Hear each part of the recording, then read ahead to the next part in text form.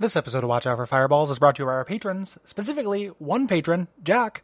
Jack, who guessed on this episode, who chose this game, and does a great job, by the way. So thank you to Jack, and thank you to everyone who has supported us at patreon.com/Duckfeed.tv. Welcome to Spooky Month. One other note, it's really hard to find music for this game online.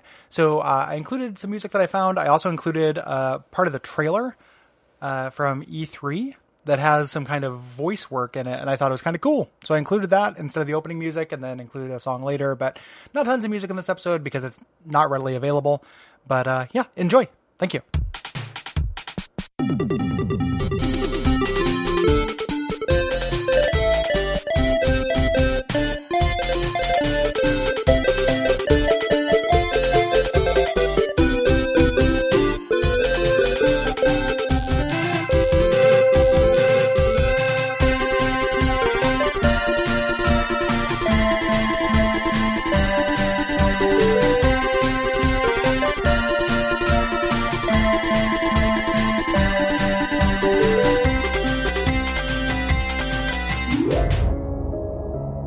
The most merciful thing in the world is the inability of the human mind to correlate all its contents. We live on a placid island of ignorance in the midst of black seas of infinity. And it was not meant that we should voyage far. My name is Gary Butterfield. My name is Cole Ross. My name is Jack Corrigan. And you're listening to Watch Out for Fireballs. It is a Games Club podcast. And this week we are playing the Call of Cthulhu, the official video game, which is a survival horror game developed by Cyanide and published by Focus Home Interactive for modern systems in 2018.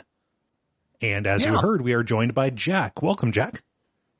Thank you very much. Thanks for having me on, guys. Yeah, thank you for backing us, and thank you for hopping onto the episode. Absolutely. Yeah. So Jack is a fixture in our community. I first remember you popping around possibly in the 2016 Duck stream. Good. In Duck stream 2016, Gary made a point of realizing how weird my online persona of Chicken Riggies was, and that was talked about for a little bit. Gotcha. That was my first recollection, but you've been around. And really active, so it's awesome to have you on an episode. Yeah, Duckfeed is, an extremely healthy community. You guys do great work and always support great causes. So, just doing my part. Thank you. It's awesome. Yeah, we really appreciate it. And thanks for choosing a game that is something that, I played this last year when it came out, and I knew we'll get to this at some point. I'm off because it's that kind of steez. What brought you to this? What made you choose the 2018 Call of Cthulhu game? What originally brought me to the game, not to sound like I'm trailing you too hard, but it was you talking about it on Twitter, and I picked it up, and I thought this would be good because obviously you guys are very big into Lovecraft and Lovecraftian material, and I also thought that it was a little bit different. My other choices for WoF, basically were not really in the main vein of what typically I think you guys cover. And like I think has been mentioned, this is a walking sim plus, and I don't think that's really something that has ever made its way, in a big way into Duckfeed. So I thought this would be an interesting cover. Yeah, absolutely. Yeah, that comports. Mm-hmm. And it's a great choice because when you kind of gave us your choice for peek behind the curtain, when people sponsor a game, we ask them for ranked choices, and this worked out really well because it is the first episode of October, and it is time for spooks. It's the most wonderful time of the year. I mean, yes, for real. I'm taking that song and making it about October. It's a Halloween song now. Just picture a skeleton singing it whenever you hear it. Yeah, exactly. Welcome to October. Extremely, wake me when the September ends. Thanks, Green Day. You did. And now it is time for October, and it is time for all of the spooky, scary games, and I can't be happier with that because these are my favorite types of video games. High five, buddy. Yeah. Yeah. So let's get into it.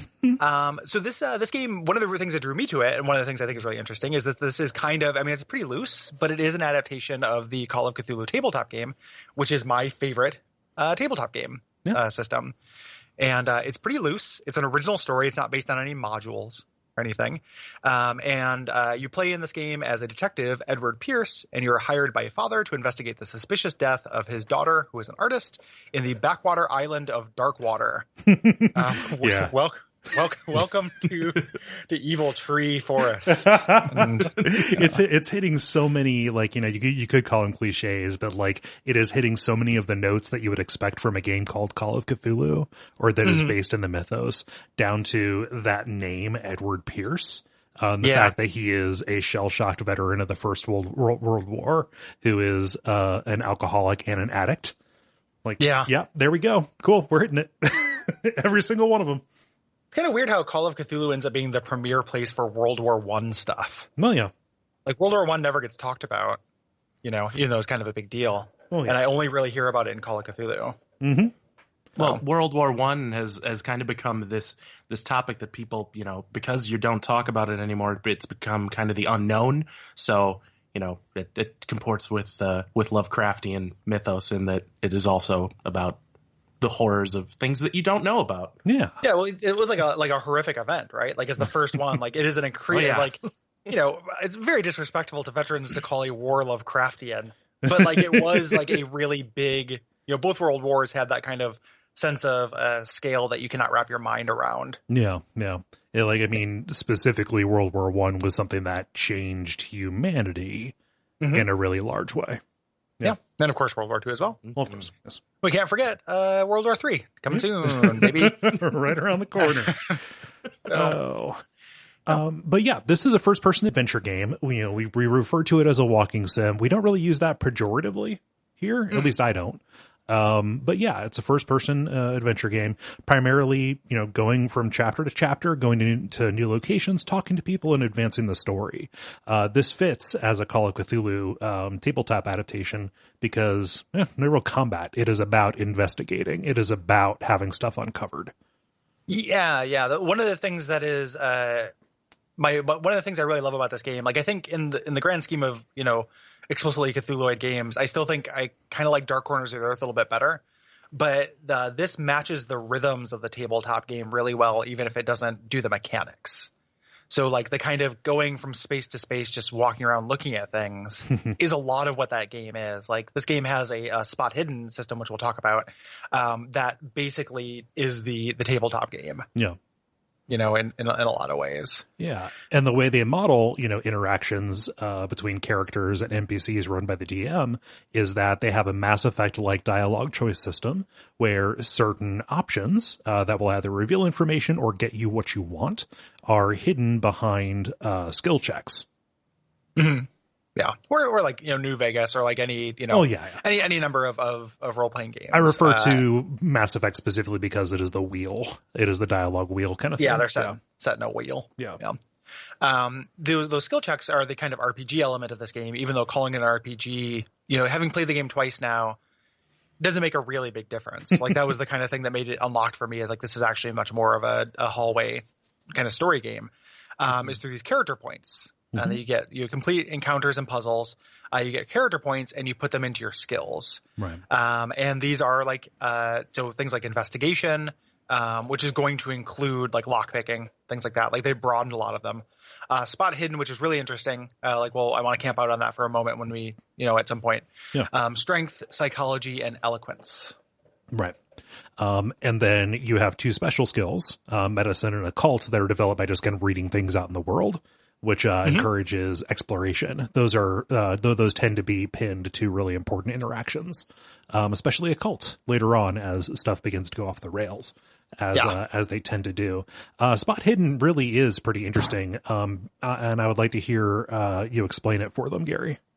So the way spot hidden works in this game is that if you don't, it does the skill check passively. It never tells you that's doing it. And if you don't make the skill check, the item does not appear in the world. Right. So that's one half of it. I think that's really cool and elegant. And that's, there's skills that are similar to this. Like say in Bloodlines, you have the Auspex skill, and what that does is make special items just glow, so they're easier to find, but they're always there. You can find them if you're careful enough. This, there's no amount of player kind of agency that can, circumvent the object just not being there. Right. The other thing that I read but could not experience, but this is something that the devs have said, and I could not find very much information about that. You've got a note about how little information there is about this game online, is that as your sanity decreases, you start seeing things like it affects your spot hidden. So you see things that are not there. You find your spot hiddening too well. You're finding clues that are not actually germane to things, and kind of increasing this chaff. The game doesn't have the kind of mechanical backbone to back that up. Right. At no point are you doing a LA Noire style, like, let's compile the evidence parlor scene where that kind of thing would hurt you. But just as a flavor thing, I really love that. Like you are literally snapping at shadows because your spot hidden is too good and you have lost too much sanity. Yeah, I never ran into that, at least that I recognized that I did. Sometimes the stuff that I found in Spot Hidden, it was just kind of just like very vaguely attached to what was going on, but it never felt like a red herring. It never felt like, like it was feeding into any kind of like paranoia furnace, right? I like to think that's a failure more of the writing than the system. Yeah. Like it is, there aren't a lot of the clues that you find. As much as it is satisfying, like doing the verb of investigation in this game, the clues you find are never, there's not a lot to them. Right. Like there's no detective work really that happens in this game. So if, and again, I couldn't find a lot of backup for that. That's something the devs said were in the game at some point. Maybe that was a cut feature. This is not a very well documented game. Yeah. But if not, someone take the idea and run with it. Yeah. Because it's extremely cool. Yeah. That in an LA Noire type system where there's actual consequence and you're trying to follow a procedure, and how do you follow a procedure when you can't trust your eyes is a really interesting question. Yeah. Something else I really liked it. Maybe it was Spot Hidden, maybe it was Investigate. It would pop up an icon when there was an undiscovered item in a room as well, letting you know, like, hey, you need to turn this room over a little bit more. I think that's just a function of the interface. I think that's just the game. Gotcha. Does that because, and again, I think that's a little bit of like, I mean, not failure, maybe too strong of a word, but like it's a little bit of a problem with how linear the game is. Like the game can't continue unless you find, right. Unless you find that thing. Yeah. So yeah. When it comes to like character build and stuff, like Jack, what kind of tack did you decide to take early on? In the first playthrough that I played late last year, or early this, whatever. In my first playthrough, it was more focused on. I wanted to jack up Spot Hidden as much as possible because of my own neurosis about not being able to find literally any piece of chaff in the background of the game. It's kind of a personal failing.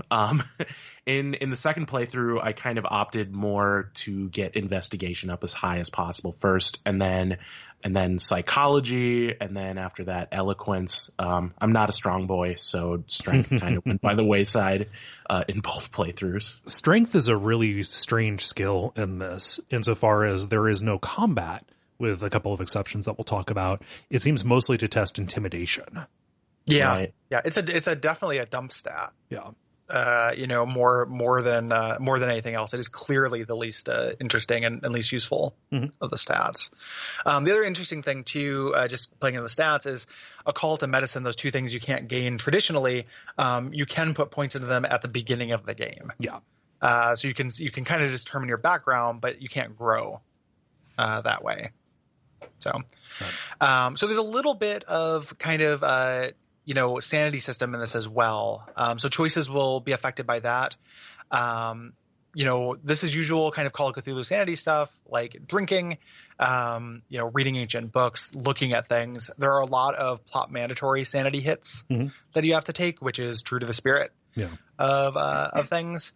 And this has largely an effect on the endings. Right. You can get in a way that I actually really like how it articulates. I think that the endings of this game are actually pretty good. Yeah, which would surprise me a lot. Yeah. rare for this kind of thing, because the game itself is, we were talking about in the green room, like, it's basically a B. Mm-hmm. It's like a B game. Modest expectations, modest results. Mm-hmm. But the actual endings, the high sanity ending, which I didn't get on either of my playthroughs because I'm always going to chase that. Mm-hmm. If it's like, do you want the dark secrets? Like, yeah. Yeah. Well, at the very least, the very least, I want to open the grim bestiary, the Malleus bestiarium or whatever. Like, give me the monsters, baby. Like, if you give me a choice to sunder the veil of reality and I'm in a safe, like I'm in a video game. Yeah. Who is the cop that doesn't do that? For what? Wherefore that cop? I hate to be the cop. I was kind of that cop on this playthrough. Oh, that's fine. But that was your first playthrough. It wasn't your first instinct. Yeah. Just because it feels like, there's that axiom about tabletop games where it's like, play your character like a car you've stolen. Mm-hmm. And I try to do that in role-playing games as well, which doesn't mean like just, YOLOing everything, but it does mean something like, I need to find out what happens though. Yeah. It doesn't, like, sanity doesn't necessarily have a huge negative consequence in this. It mostly unlocks different the different dialogue choices are pinned to different sanity levels, so you can maybe relate to people who are really far down the mythos pathway. If you are insane as well. There's not a lot that I found that you were knocked out of, and it didn't feel like it led to any fail states. Like, until the end. Yeah. The big fail state that is the ending. Right. But like, I thought that, when I went into it, I was like, okay, maybe if I have low sanity, and the character, Pierce, he has, claustrophobia. So I figured, this might be a little bit like Penumbra, where if I get him into a situation where he's going to panic, he'll alert people who are coming after me. No, not necessarily the case. It's really dialogue in the ending. Yeah. There are no hallucinations or sanity effects. I need to look up. I think that patent on sanity effects that Nintendo has is actually running out soon. It's soon. It's not. I think it's 2021. Yeah.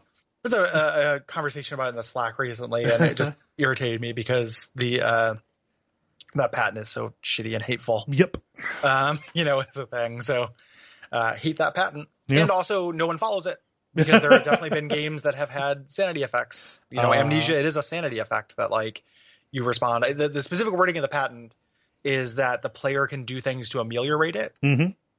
So the fact that you can just constantly cast that glyph in Eternal Darkness to lower your insanity is the thing that is patented, actually. Yeah.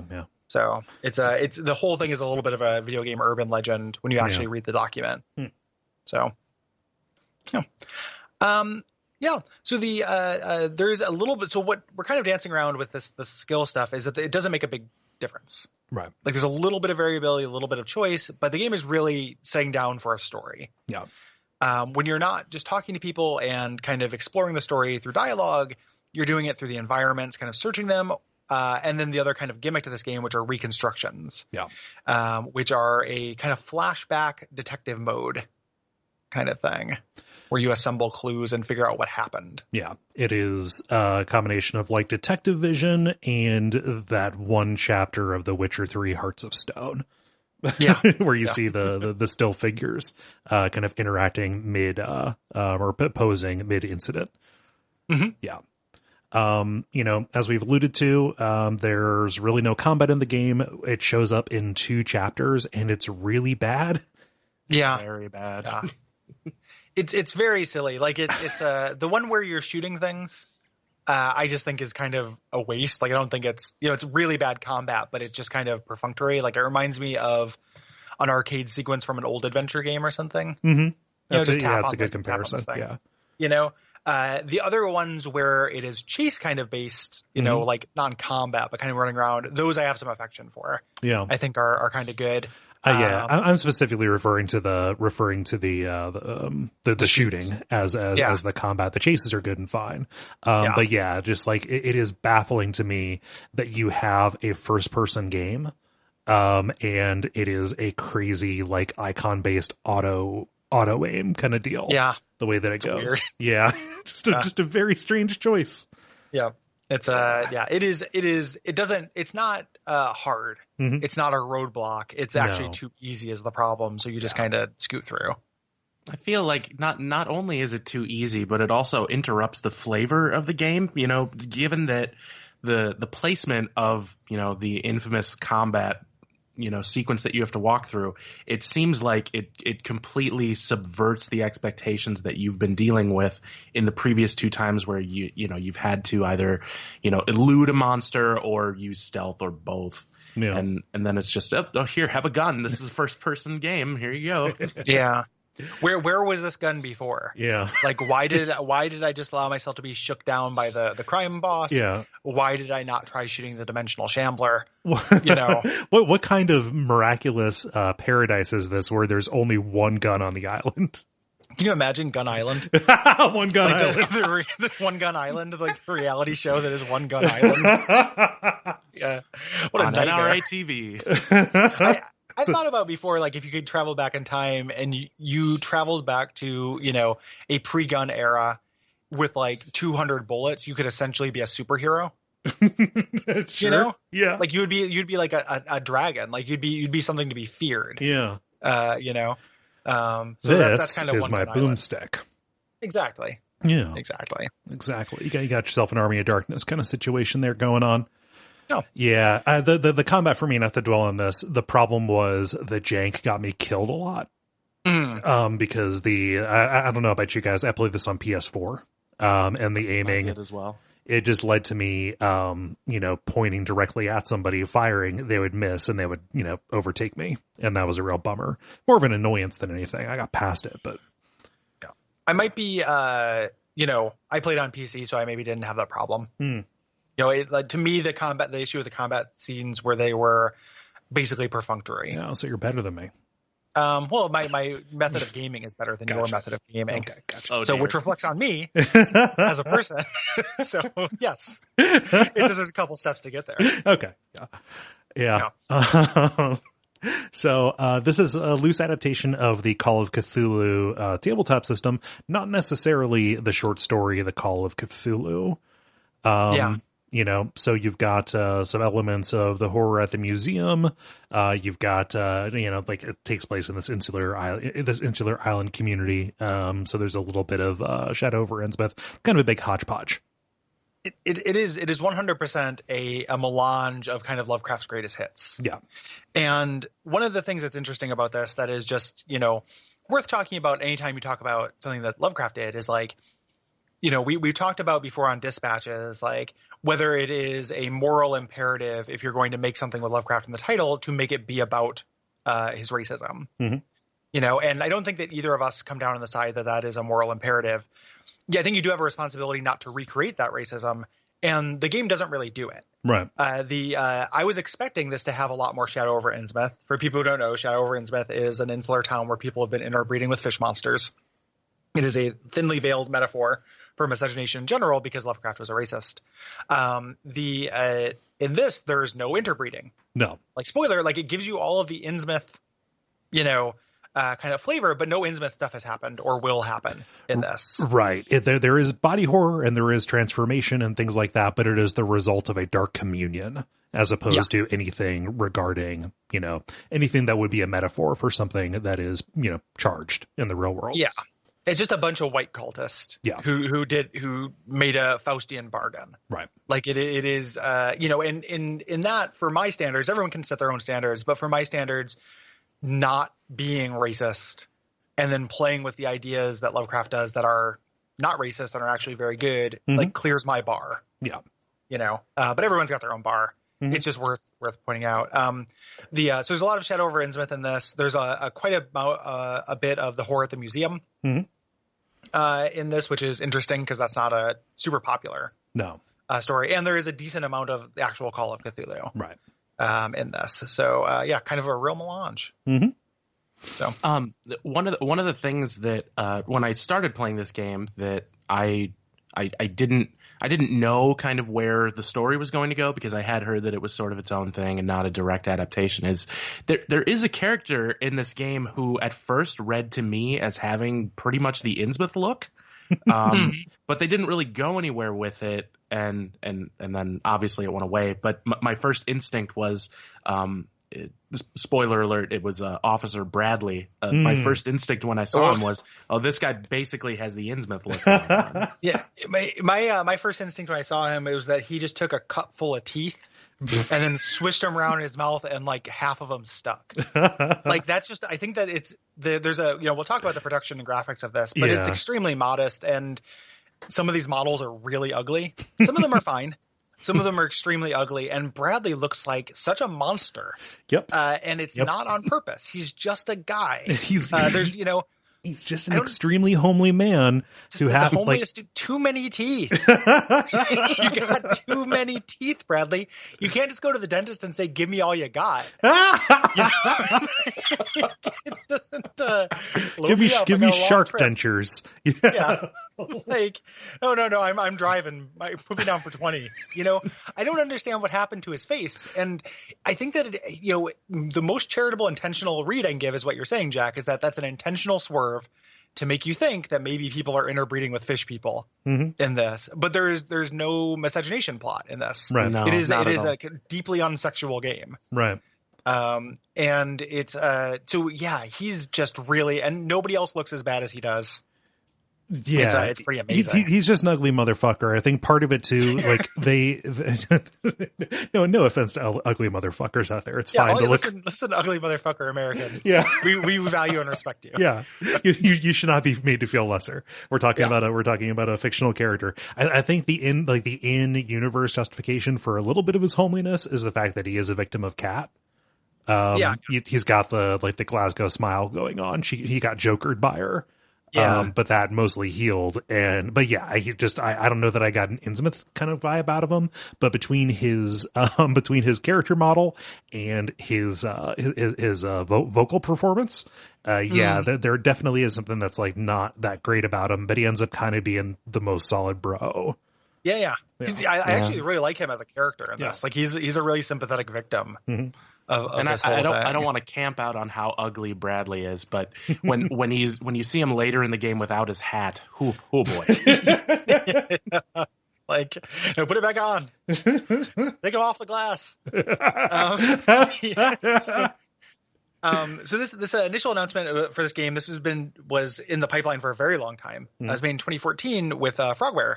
Frogware is attached to develop it. Yeah, the Sherlock Holmes people, and now currently Sinking City people. Yeah, who ended up making the Sinking City, which is I intended to have completed or be further in time to compare, because it was kind of an Armageddon Deep Impact, illusionist prestige kind of thing with these games. But Duckfest happened and I didn't get very far in the Sinking City. It's really interesting. It's going in a totally different direction. Yeah, it is absolutely a completely different animal. I've played probably 4 or 5 hours of it, and just I'm walking around and here's all these various different factions of Cthulhuoids, Yeah. God, I desperately want to play it. I'm getting ahead so I can play it. It's very interesting to me, the idea of, and that is like also has WAF game replied or like written all over it, right? Like at some point we'll do that game. The idea of, instead of just like kind of hand waving, the racist aspects of the fishmen and Arthur German, was a weird story for them to really lean into, but just going all into it. Yeah. But then making the people like full characters is a really interesting treatment. So yeah. But yeah, this was handed off to Cyanide, the story developers of games like Pro Tour Cycling Manager. Hell yeah. And there's a game, Party Dungeon, which I think is an adaptation of The Outsider. Not necessarily the team I would. I think the Cyanide is like an in-house or like second party studio for Focus Home Interactive. And I think Focus Home Interactive had the rights. Yeah. So I think that's how it ultimately panned out the way that it did.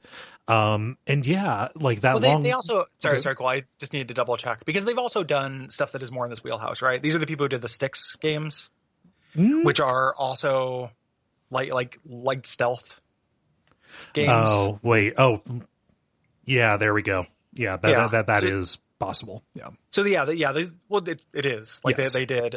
These are also things that they've. So there's things that are a little bit more in the wheelhouse for them. It's not exclusively Tour de France simulators. Yeah. They also did like Space Hulk too. So it's it's not all these sims. Blood Bowl.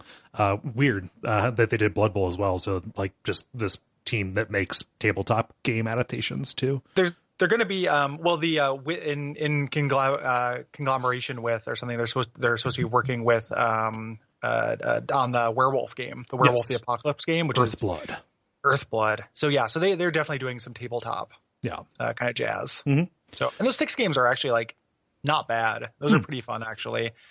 More developed stealth than this game has. We didn't really talk about the stealth in this because it's not super developed, but we'll talk about it when it comes up. Yeah. So.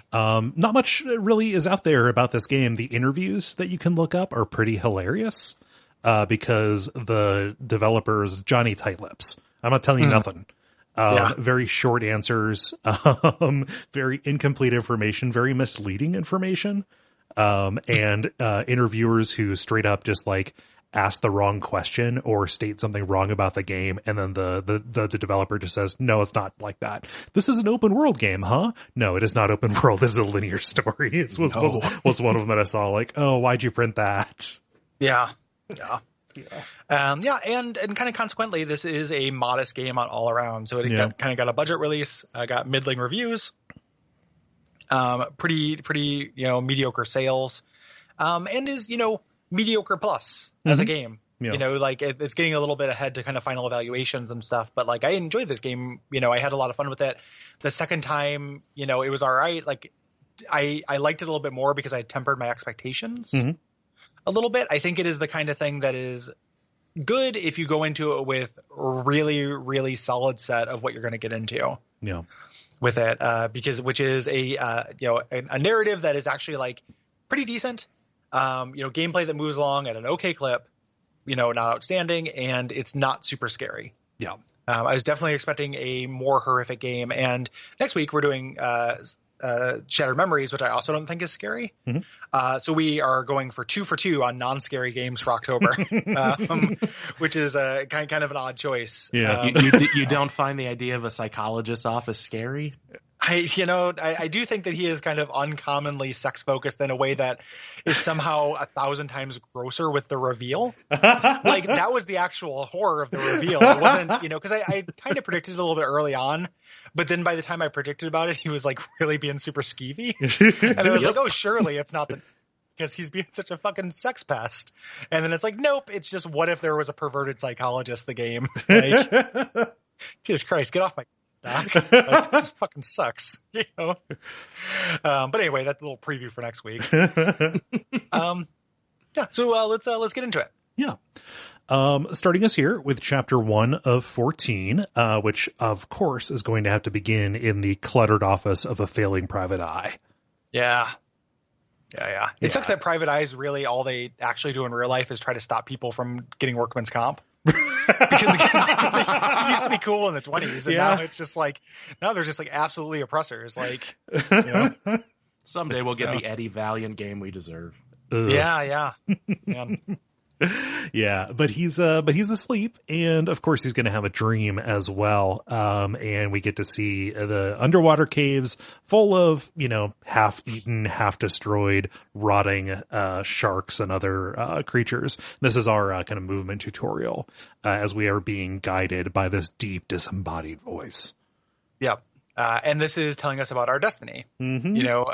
We have been chosen. This is, we can't fight this. And that is kind of a theme of this. Like, actually you can, that's kind of the trick the game, spends its 6 hours or 8 hours or whatever doing is like, you just have to be seen enough to know you can by the end. Mm-hmm. So as you're moving through this kind of gristle and grossness, and I love the scene. I think this is really good. Like just being in a cave full of fish guts is like pretty scary to me. Mm-hmm. You eventually walk up on these cultists and they have no faces. Right. This is because of the dream nature of this. Yeah. Opening of Dark Souls 2. Yeah. Yep. And we've got, I forget the name of this guy, Cthulhu cultist, tentacle arm dude, attacks you, and we get a third person view. You, our character, has, you have no face, and also you're in an army uniform. So very obviously a dream. The only way it could be more of a dream if this was also during a standardized test. Oh. And we wake up back in the office present day. Yep. The phone rings, and this is how we do character creation. The agency asks us that, they had a fire, they lost some of their files. So they are asking you to repeat some of your details. Mm-hmm. So can you repeat what you put as your investigation score on your application? 10 out of 10. Should have hired you sooner. Sorry, sir, it only goes up to 5. Yeah. So this is one of the first times that you hear the character's voice. Gary, did you know this is the same voice actor who did the main guy in Vampire? Yeah. Oh, yeah. Boy, did I. I played these back to back, basically. Oh, it was really surreal. And they look very similar, too. Yeah. It's largely the same character. Also in that bin of games we have to do for the show, because Vampire is extremely interesting. Yeah. But yeah, I like this voice actor, even though there's a load bearing mispronunciation in chapter 2. It's like a nuclear grade mispronunciation. I forget. I don't think I made a note of it. What is it? Macabre. Oh yeah. Yes. What a macabre display. Come on, dude. Get out of here. You speak English. Yeah, and there's somebody who directed this, right? Is there nobody in the sound booth? Oh, no, the person who directed it was One Take Jake. Yeah, One Take Jake. Roll with it. Yeah. We'll just say he was a detective who doesn't know how to talk. Yeah. Yeah. Jack, did you poke around this office at all before?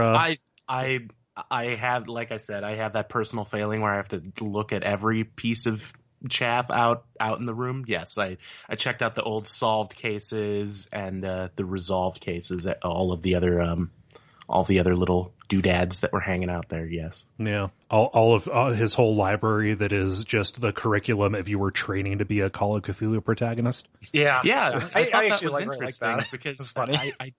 I don't necessarily think that anyone's first instinct is probably going to be to put the occult stat up, but it looks like he should have a pretty naturally high occult score as it is. Mm-hmm. Yeah.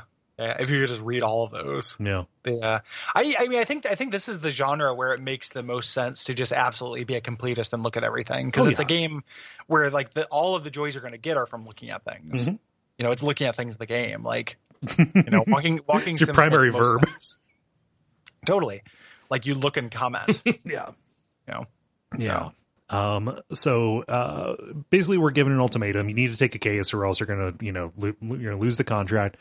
They don't seem to be doing an awful lot for you if you're not getting cases. It's a weird arrangement, but all of that is moot because a client comes banging on the door. Guess what? It's destiny. It is a man named Stephen Webster, a real Roger Stone looking motherfucker, who comes in carrying a painting. He's this industrialist, and his daughter, Sarah Hawkins, famous painter, died in a fire, but it's very mysterious. People say, in a fit of melancholy, she lit the house on fire, killed the family. I don't believe that's the case. You need to go and double check the police work. Yeah. And early on, we talk about the melange of Lovecraft stories. There's a lot of Pickman in this as well. Mm-hmm. Because he's saying he's like, yeah, of course I've heard of her. Her art is supposed to be and crazy macabre, just really, really, send people for a loop. And we look at, these paintings and it's a real like risky thing when you try to, like, it's a reason why anyone who's ever taken a stab at writing The King in Yellow, like there's a version like Ring, I guess is his last name, Thomas Ring, made a version of it that I bought and read. And like, it's a good creepy play, but I didn't go crazy after reading it. Making these things are like, this is supposed to actually make you go insane to look at it. And then showing it to the player is a really like risky proposition that's never going to pay off for you. Yeah. Like all of the paintings and stuff that she does like look like concept art and they're kind of creepy, but they're not, but that in the fiction, you kind of have to believe like, okay, my version of Pierce is saying this is having a strange effect on him. Yeah. They do cool stuff with this later that ends up being pretty subtle, where the paintings change as you're looking away from them and stuff too. So there's a little bit of that too, and one of them actually is a portal. So yeah, so there's a little bit of that, but it's like, hey, proof that she's saying here's this crazy painting, and you go in and examine it. And yeah, we've got to go to Darkwater, where she basically ran off to go into her hermitage with her family, to get this proof. Yep. So you leave your door and you end up on a ship on your way to Darkwater. And this is not like a real place at all. This is a big foggy island. Mm-hmm. Everything's green. Everything is green. Put on these green St. Patrick's Day glasses. Yep. There's just piles of standing fish guts everywhere. Yep. And when we get there, we are told there's a place called Warehouse 36. It was on the painting shipping label, and that is our first clue. Yeah.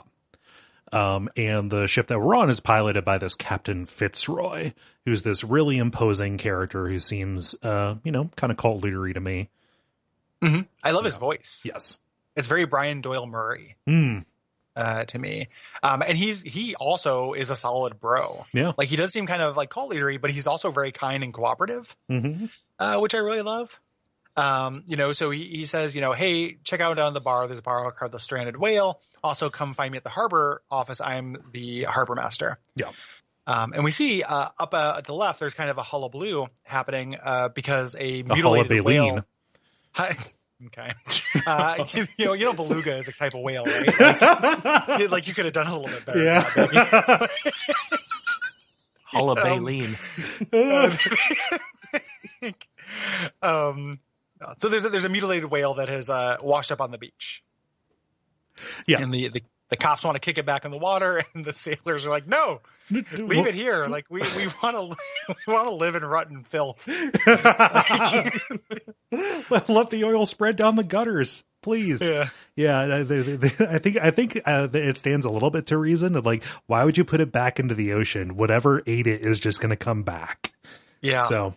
And they specifically call the cops shysters for trying to put the whale back into the water. Yeah, trying to get one over on us, huh? We get a free whale here. Stuff going on with the script of this from time to time. Yeah. Like the voice acting on the sailors is very funny to me too, and not super good. Like there are some good voice performances in this, but like the sailors are pretty goofy. Yeah. Mm-hmm. But this it outlines the superstition, at least of the working class people here. My first stop was at the Stranded Whale. Pop in. Wet my gills, all of that, and of course they are unwelcoming. I was not able to resolve the opening conflict with the patron who wanted respect from me. Me either. Either time, I think this might be something that is actually tied to strength. Just because both times I used strength as a dump stat, and both times I couldn't do it. Yeah. But he spits on you, like he always spits on the ground when you come in, and then you knock his bar stool out to kind of make him slam his face on the table. And the barkeep, at this point, like won't serve you. At this point, like this is, and it's going on. He goes, "Hey, you have a lot of booze here for prohibition," and he's just unfazed. Like the populace of this island are hearty folk. And underlining that heartiness is the people singing a sea chanty about the miraculous catch. I hate this song. The song is not good. Yeah. I am here for both the front street and back street miraculous catch. Yes, miraculous catch is the coolest thing about this game to me. Yeah. It's really, really cool. Like the stuff that happens with that. There are a couple of individual tricks I think are really awesome that happen later too. But the miraculous catch is really good. Yeah. But as the inciting incident here, you can go and read a newspaper article basically explaining that this island, everybody was about to die due to famine when this ship called the Scylla came back in with let's say a whale for right now, that was way bigger than anything anybody had ever seen, and it was enough to feed the entire island. Yep. Yeah. There's also some foreshadowing here. There are two people who work at the local asylum talking about the doctor and working there and that being kind of creepy. There is a guy who is muttering about ancient text. Like there's another Lovecraft protagonist who's sitting here at the table. You play him in the DLC. Yeah, he's I don't think you do play him. You do end up playing as some other people. You don't play this guy, but we do meet him. Like he's an important character in the game. And then you also run into in the back the miraculous cat, who is the local gangstress. Yeah. I like the way she's written. I don't care for her performance. She is too soft spoken to be threatening. Yeah. Well, she backs it up. Yeah, that's true. She like handily just beats the shit out of you in about 20 minutes. I don't think that happened to me. Oh, interesting. Yeah. Maybe there's more branching in this than we thought. Maybe. We'll see. I got the beat down from Cat too. Yeah, I super got beat down. Yeah, we'll talk about it. But that's basically, the bar Jack, did you manage to resolve the stuff with the bartender and get any intelligence here? Or was it like me and Kole where you had to go elsewhere for your path forward? No, the bartender was a brick wall, more or less. Yeah. The first incident with the patron and the bartender, I mean, it's got to be, I think with the patron, you're looking at strength, probably like you mentioned, and I think eloquence probably with the bartender, but never where I kind of started with Pierce in my playthrough. So one of the things I think is kind of a missed opportunity in this game is that this first chapter actually has a lot of different ways forward. There are a lot of little problems that you'll do in this chapter that are solved by multiple builds in lots of different ways. And the game kind of works as a funnel. As you get further into it, there's less of that. There are some kind of spikes of it later where there'll be different ways to do something, but it gets a little bit more artificial and then goes away. And that's a pretty common trajectory that games take, where it feels like a lot of care was put into the first areas because they know that's what people will see. And this first area, there is more variance than there is in the rest of the game. When you go to Fitzroy's office, the harbor master, this is full of detail. You can kind of wander around his office, looking around, and there are interesting things, very specifically, in terms of foreshadowing. And again, taking another Lovecraft story and kind of hinting towards it. You can find a picture of his father who's missing a leg, who looks just like him. Yeah. And then you find the leg, and that's the thing that's so macabre. And then but you can just kind of go around looking at these manifests, trying to find things. The manifest are all blacked out. Yeah. Are redacted, and you find a letter from Kat, kind of showing you the power struggle in this town. Kat, as we mentioned, the local gangstress, and Fitzroy, who is the harbor master. Right. The harbor master for a place that hasn't done any real fishing or shipping in decades. Yeah. Nothing about this lines up. Yeah, which is great. Like that's it feels like a plot hole, but it's actually incredibly intentional. Oh no, I'm talking about it like it's like I'm actually kind of surprised Pierce isn't making a bigger deal out of that. Yeah. He's not a very good detective. Well, true. One of the interesting things too is if you can early on in your office and then also at the bartender if you're able to, the way drinking works in this game, in kind of a thing I actually really like, but is counterintuitive. Drinking is good for your sanity in this. Yes, it dulls your senses so you don't see all of the awful things. Yep. Yeah. So if you want to, it seems like when you take a drink, it will say like that has affected your destiny. Yeah. And what that ultimately means is the choices you can make at the end. And again, Call of Cthulhu's _ trick is that it is you doing all the entire game just to build up to what options you get at the end. Yeah. And you have to do some kind of counterintuitive things to get the good ending, which is also pretty subversive, I think. Yeah. And that includes just drinking every time you get a chance to, which is a very Lovecraftian idea. Like the best way to deal with this stuff is not to look at it. Yes. Something that I love about Fitzroy, the interaction with Fitzroy in his office, is that, you finding that letter opens up a dialogue choice with him. That was not something that I expected to happen, actually. And he's not really that forthcoming about Kat, aside from saying, her business is bootlegging, which is pretty funny because you got a bar right there. So yeah. It turns out she bootlegs lots of stuff. Yes. Kind of an all-purpose smuggler. Yeah. But he points out the warehouse that we need to go to, and of course, all the ways are blocked in. And this is, one of those areas where it widens out. I think there are a few ways. I managed to steal some hooch to get in, like creating a tussle with some drunkards to get the bootlegger guards away. But I'm curious how you guys did it. Well, so you went in the back way initially. Yeah. I think that me and Jack both tried to go in the front way first. So we got that's why we got the sequence we talked about. Gotcha. Yeah, the front way where you're kind of trying to get that winch to lift the gate up. And what happened to me was I broke it, so I couldn't do it. And as I was walking out, like, oh well, this didn't happen the first time I played the game. That's when Cat showed up, and I thought I was going to get the business end of the stiletto and have to reload, but then instead I just got the solid punch in the gut. Yeah. So you can if you go in there, and it kind of gives you a little bit of a tutorial on spot hidden when you go into the thing, trying to lift up this winch to find these tunnels under the warehouse that goes into the proper warehouse. Gotcha. So when we say the front way, what we're actually talking about is an open warehouse that connects. Gotcha. Underground. So you kind of go on the scavenger hunt. The winch breaks, and then on your way out, Kat runs into you and says, like, "Hey, this is my territory. You never, said you would give us business, or you could do business here. If you have high enough strength, you can fight back. But if you don't, she beats the crap out of you and leaves you beat up. Then you try to go in the way that you're talking about, Kole, to get in the back. And there are a lot of different ways actually this can articulate. Oh, I was surprised how many different ways you could actually get in there. Yeah. Like this is, if the whole game was like this would be a better game. It'd be really it'd great. be event crawler. Yeah, totally. Because it has that feeling a little bit. Initially, like you can go, like you said, there are two derelicts who were really upset because the two guys guarding the warehouse they think they defaced the statue to Saint Brendan. Yeah. Their Brendan has this weird writing on it, which we'll later find out is Aklo. And if you can get them some booze, they'll cause a distraction.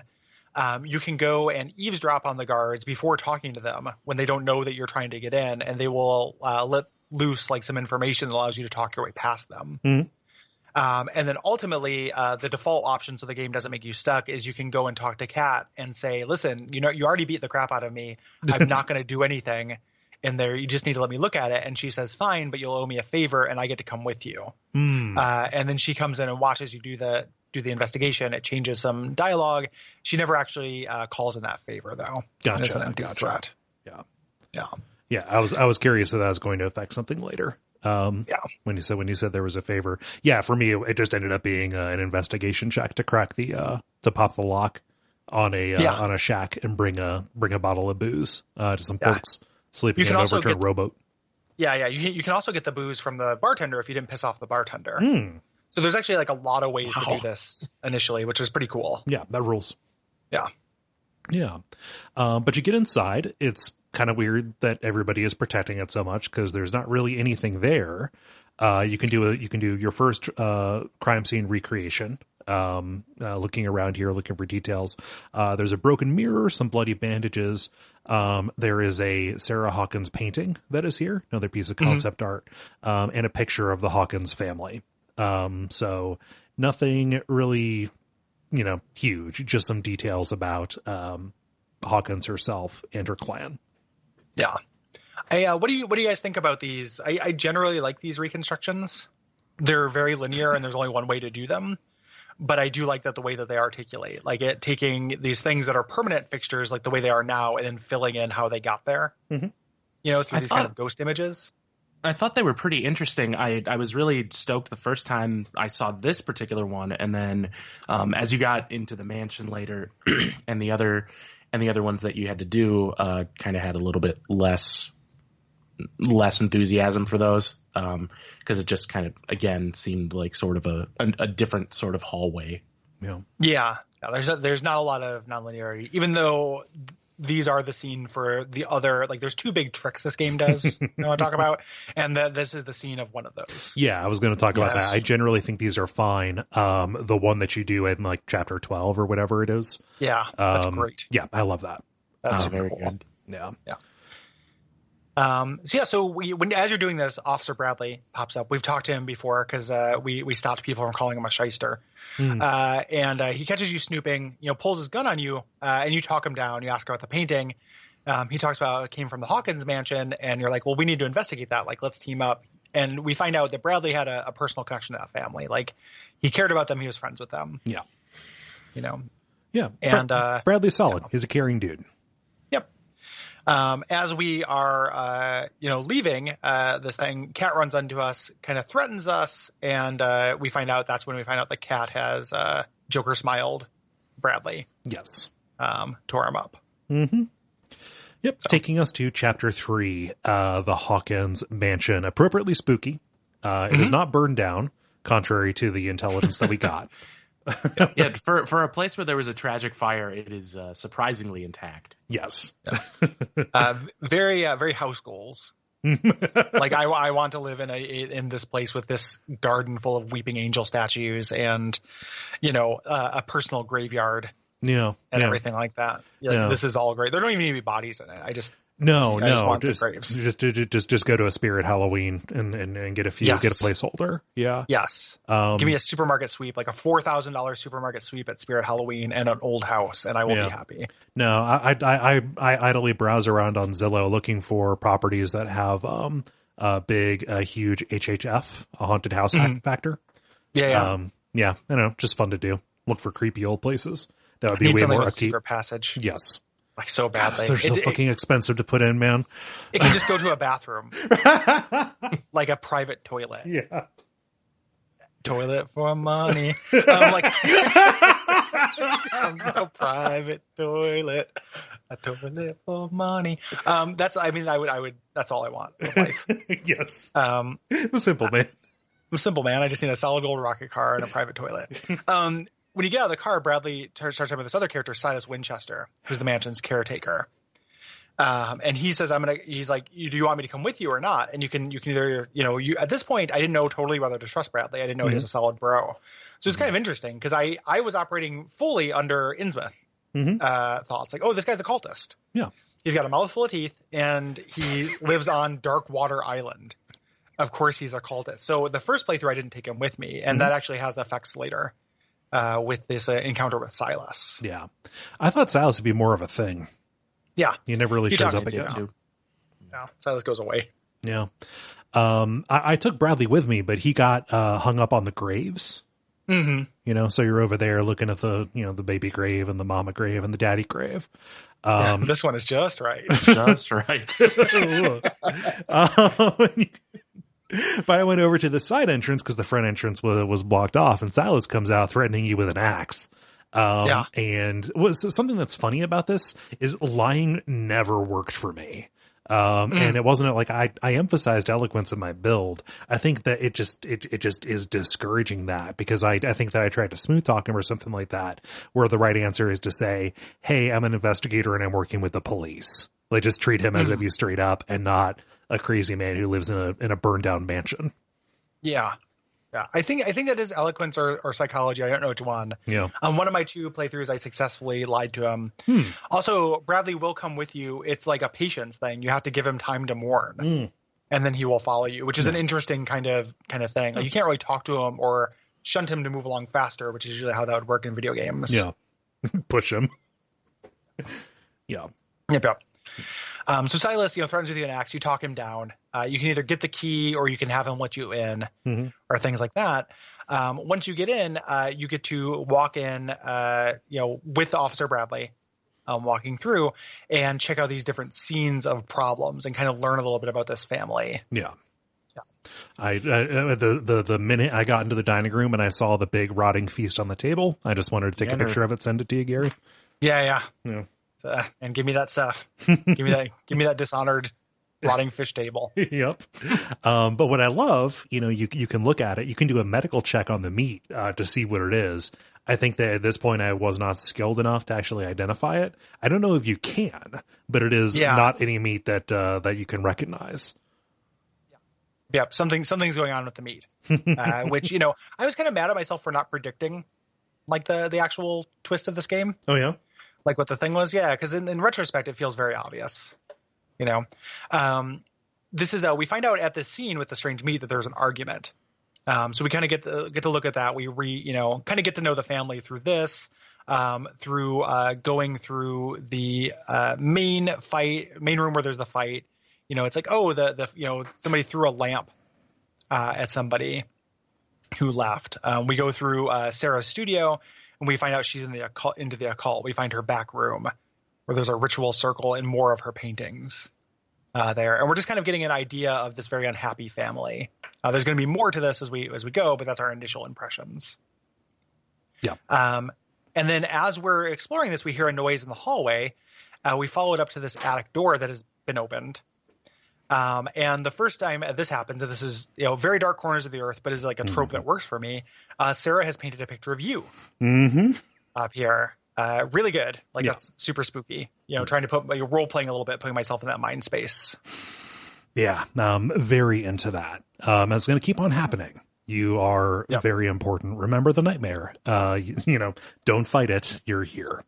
Yep. Yeah. And, Yep, and a man kind of runs out. Like you caught him up in the attic, creeping around. Yep. So you have to go hang out in the attic and do some kind of light puzzling to find a secret passage. Oh, it's down in his study, doing the coordinates. Yeah. Go down to Charles' study where you chase him and he's disappeared, and this is where you do that light puzzling. Yeah, like one of maybe 3 actual puzzles in the game. Yeah, and it's very much like it's a very 0451. Like, hey, the code to the safe is written in the bathroom. Yeah. You know, the code, like, I need 3 numbers and there's 3 numbers here.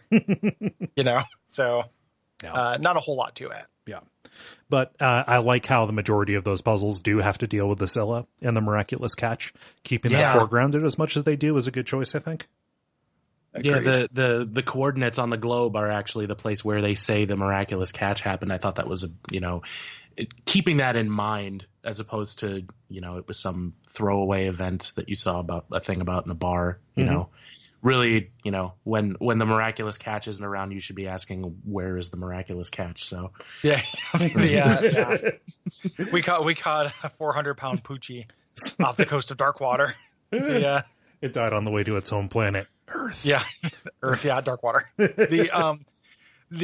So after you follow this puzzle, it opens up a bookcase secret passage, which the characters even point this out as you're going down the tunnel.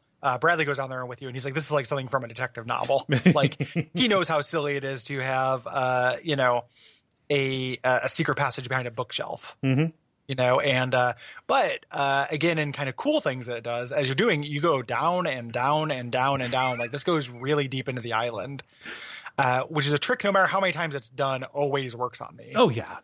No, if it goes into a subterranean city that is older than time. Yes. Even more of that, please. Give me some rats in those walls. Yes. Yeah. Takes us into chapter 4, where we find, stumble upon ritual after ritual. We've got our first little stop here. It's a table with a shrine by some, there's a cool mask. You can do a recreation, and a scrap of cloth at the door, caught on a nail, reveals that Sarah Hawkins was like spying on the secret society meeting that was happening here, led by Charles, is the implication. I love how they try to shake you off of that. Like, why would she be spying on this? Did she not know? Like, it implies that she did not know what was going on underneath her house. Yeah. And as we find out kind of later, like, I love how wrong Pierce is for so much of this. Yes. I was going to point out the very first recreation that you do after events happen and you find out what happened to Charles later. It's very clear what was actually going on in that very first recreation that you do in the warehouse. And, later on in the game, it's actually very clear who the 3 people are sitting at those chairs. Mm-hmm. Like, when you think back on it later, the actual recreation mechanic was starting to kind of lose its luster. But, when you think back to those things that you were doing and just how stupid you're, or just poorly informed you are, which of course, but. I thought that was really cool. And it's kind of rare that a game sort of like can give you that like retroactive aha moment. Mm-hmm. And I thought that was really nice. Yeah. Well, it's extremely Lovecraft to have a protagonist that thinks he has dominion over this, but doesn't know shit, until the end. Like the idea that you're like having these aha moments, you're following the ludic language of video games by like, solving the puzzles. Mm-hmm. And we're not used to that being betrayed. Right. So like but it happened. Like, that's what this is. Like, we have been we're not right. Right. Yeah. The most any game will do with that kind of thing, like, like even moving toward that kind of betrayal, is a recontextualization of something that you saw. Usually once you or the character put the pieces together, that is, done. You're moving on. That is a piece of truth that you're carrying forward to inform other things. And it leads to the sense of him just constantly being behind the 8 ball for the majority of the story. Yeah. It's good. Yeah. So we go deeper into the caves. We find a large Cthulhuoid statue. And a sacrificial altar kind of past these cultists. that we walk by, right? Like that's here where they're doing the ritual with the guy. No, that's down the pit. First we have to look at another Pierce painting. Well, how are they finding these great angles on me? They logged into his forbidden Facebook. Ooh.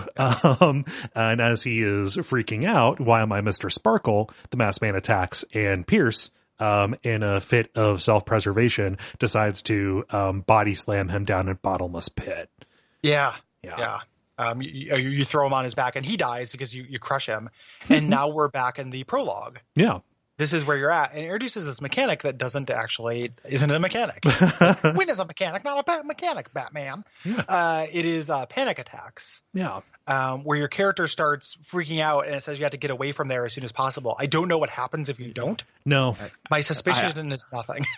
Yeah, I don't think that ever, I think it happens like 4 or 5 times throughout the game, and there's no consequence. Yeah. In another one later on in the game, I just sat there. Yeah. I thought I'd see what happened. No.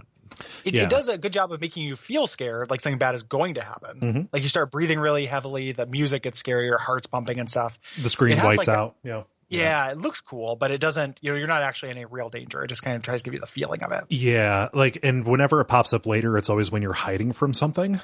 So I can see that as a way to spice up, specifically like the monster stealth kind of stuff. But yeah, I mean here, it's not clear. Like the introduction is kind of muddled too, because it's not like he falls into a confined space. I thought he was freaking out because you fall into like a charnel pit of half rotted, sea creatures. That's what I would be freaking out. Well, yeah. Ooh, it got on my mouth. Yeah. This whole thing. Also, I just fell in a pit. Yeah. Yes, a cultist broke my fall, but that doesn't mean that I didn't break my back. My back broke my fall. We've all seen that video of the backyard wrestlers jumping off the garage roof. Yeah, exactly. It seems like extremely hurt. What's cool here that, so this is just like the dream, which is great because you're having prophetic dreams. And again, like similar to what you said earlier, Jack, like a lot of the reveals in this game happen in retrospect. It's recontextualized old information. When you move forward here, cults. I was hoping we were going to hear cults at some point. God, I can't believe Gary endorses cults.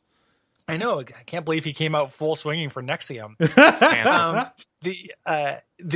This is actually really cool because I love that there's this guy is talking about it and they're talking this dude into this situation. Like he's on a slab. They're talking to him about letting the presence go into him.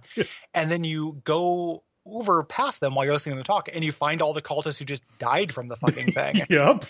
And God, I just, a cult just lying to its members. I don't know what it is about this and, but just the idea of they're not actually true believers. They're just shits. And that being better to me than them being true believers sometimes, this guy not knowing that a big consequence, maybe he knew, but the consequence was just going to be death, or it could very well just be death and just going to the big pile of cultists that didn't make it, the rejects. It's just a really, really deft little bit of storytelling style in this. No, dude, don't worry. We've all done this. It's going to be lit. Yeah. It'll be a legend for generations, my man. Hop up on that plinth. Yeah, your shoulder's going to be replaced by an octopus's face. It's going to be cool, and in fact, actually, Carl, Jack, and Bethany died. Yeah. Didn't make it. And this is the first real stealth sequence. It's not that hard because everybody's focusing on just kind of tricking this rube into on Doomed Derek. On Doomed Derek. Yeah. But yeah, you're trying to sneak past them as they are gaslighting this acolyte. And you go deeper. And of course, Bradley sees you hey, Pierce, what's going on? I've got too many teeth. I hope people don't come and find us. You know a good dentist, Pierce? Just removals for me. They grow in 3 a day. I'm spoken for. No, but he alerts you. And this is where the main guy, the one from our dream and the one who attacked us up there in the attic, reveals himself. He pulls off his hood. It is a half transformed, half mutated Charles Hawkins, presumed dead. We saw his grave. Yeah, we saw his grave, and we assume that's what the fire was thrown at. Yeah, in the fight. So we're that guy burned alive. Yes. Bradley gets a couple shots in, but then Charles kills him. and he causes a cave-in. He punches the wall, causes a cave-in. You try to escape, but you get destroyed by rocks. And here's again, the story is not super ambitious, but the way that it starts messing with what's true and what's not, forcing you questioning what actually happened is pretty cool. Yeah. Boy, howdy, that happens. It begins now, and then it's 0 to 60, and then it stays at 60 for the rest of the game. I thought that was really something. It's neat. It's something that again is explicitly super Lovecrafty without, but not super video gamey. Yeah. Video games don't really work that way. Because so at this point you wake up at chapter 5, you wake up, you're strapped to a table in the Riverside Institute. We had a little bit of foreshadowing about this. Introduced to Dr. Fuller, who is such a transparent villain. He's wearing the round glasses. Exactly. That is the thing. Do not put round glasses on somebody if they're not the villain. I mean, also villain accent waves. So. Okay. Yeah. Total villain accent. Yeah. Also, I mean, he injects you with something all the time. It's his main. It's his go-to. Yeah. He just does it as a self-soothing exercise. But it is. It's funny. Yeah, he injects you and it causes a seizure. And you wake up weirdly enough, or no, just during the opening scene here, Bradley's there and he's alive. Dude totally died. Yeah, we watched it. So we're at this point again. Is this guy in on it? Yeah. That feels like the only possible conclusion. Mm-hmm. Yeah. Yeah. The conclusion cannot be that you cannot trust your eyes. Yeah. Yeah. Yep. Yeah. So, but then you wake up in a padded cell. And I love this because the only real option that you have is to go to sleep. There's no, lay on a bottle of ketchup or whatever. Yep. Yeah. So, yeah. You wake up in the cell. The only option is to go to sleep, as we mentioned. You have a dream where you wander the facility and this creature called Leviathan speaks to you. Yeah. Again, giving these kind of foreshadowing, says when the last of them rises up, you will have to choose, awaken and free me. So. Yes. So Leviathan's going to be a major fixture in this. It's good. I like Leviathan. Yep. We wake up and we're introduced to our second solid bro here, Dr. Marie Colden. She's actually a friend of Bradley's. She opens the door to your cell and says hey, I'm a doctor here. No, please don't yell at me or try and bite me or anything. I'm here to help you. You need to get out of here because I don't know what's going on. So, and she, so as you're leaving, she says she's going to distract the guards. This doesn't go well. No. So it's going to lead into the gameplay of this section. On your way out, we get to find that we're introduced this really great side character here. Sanders, we've seen him taken away. We go and check out his cell. He's covered it with these elder signs, and when we saw him take it away, he says if I leave, they're going to find me. Mm-hmm. I can't do that. It's going to find me. Yeah, I need to be in this. I need to be within these wards. Yep. And we find out, an elder. We're just throwing around elder signs like people automatically know what we're talking about. It's like a protection glyph in the mythos. It is supposed to keep away some mythos monsters. Yeah. Mythos, we mean big, scary, evil Call of Cthulhu shit. Monsters, we mean humans. Yes. Yeah. No. No. And it appeared the picture a pentagram with a little eye in the middle of it. Yeah, a little burning eye. Yeah. In the center. We find out the important plot thing here is that Sarah was on his visitor list. So they had, and he wrote on the wall, the paintings are cursed. Yes. So again, giving us a little bit of the macro plot while we're dealing with this micro plot. Mm-hmm. Yeah. And this introduces a really wide open stealth area. The main way out is guarded by some orderlies, and they're pretty much posted up there. You have to find a way to get them, to draw them away. And I have the way that I did it, but I want to hear how you all did it. Yeah. There's 3 ways to do it. Okay. Is my understanding. There's activating a spooky machine. There is releasing gas into the hallway. Yeah. And then there's something with there's a 3rd way that I'm trying to remember right now. Getting the patients to cause a distraction by giving them fucking with their meds. Gotcha. Okay. There was one guy that I found who wanted me to bring him more sleeping pills because he hadn't slept in days or whatever it is. And he said, as payment, I will raise a ruckus for you. He didn't do it. Maybe there were others that I needed to pay. I eventually did the spooky machine. Go ahead. The one, sorry, I was going to say inmate, but the one patient in there, if you give him the sleeping pills, he actually moves one specific orderly who's also kind of posted up, and it opens up the sections a little more for the rooms that you can go into, but it doesn't actually, it's not the solution to the puzzle. Oh, it's just gotcha. like a sub action you can do. Gotcha. Yeah. Yeah. I did the gas. The machine thing, like it leads you. So you go in. There's a machine. There's 3 pipes, that kind of go to our electricity, like wires you have to follow to hit the breakers to overload it. And I just found the gas easier. Yeah.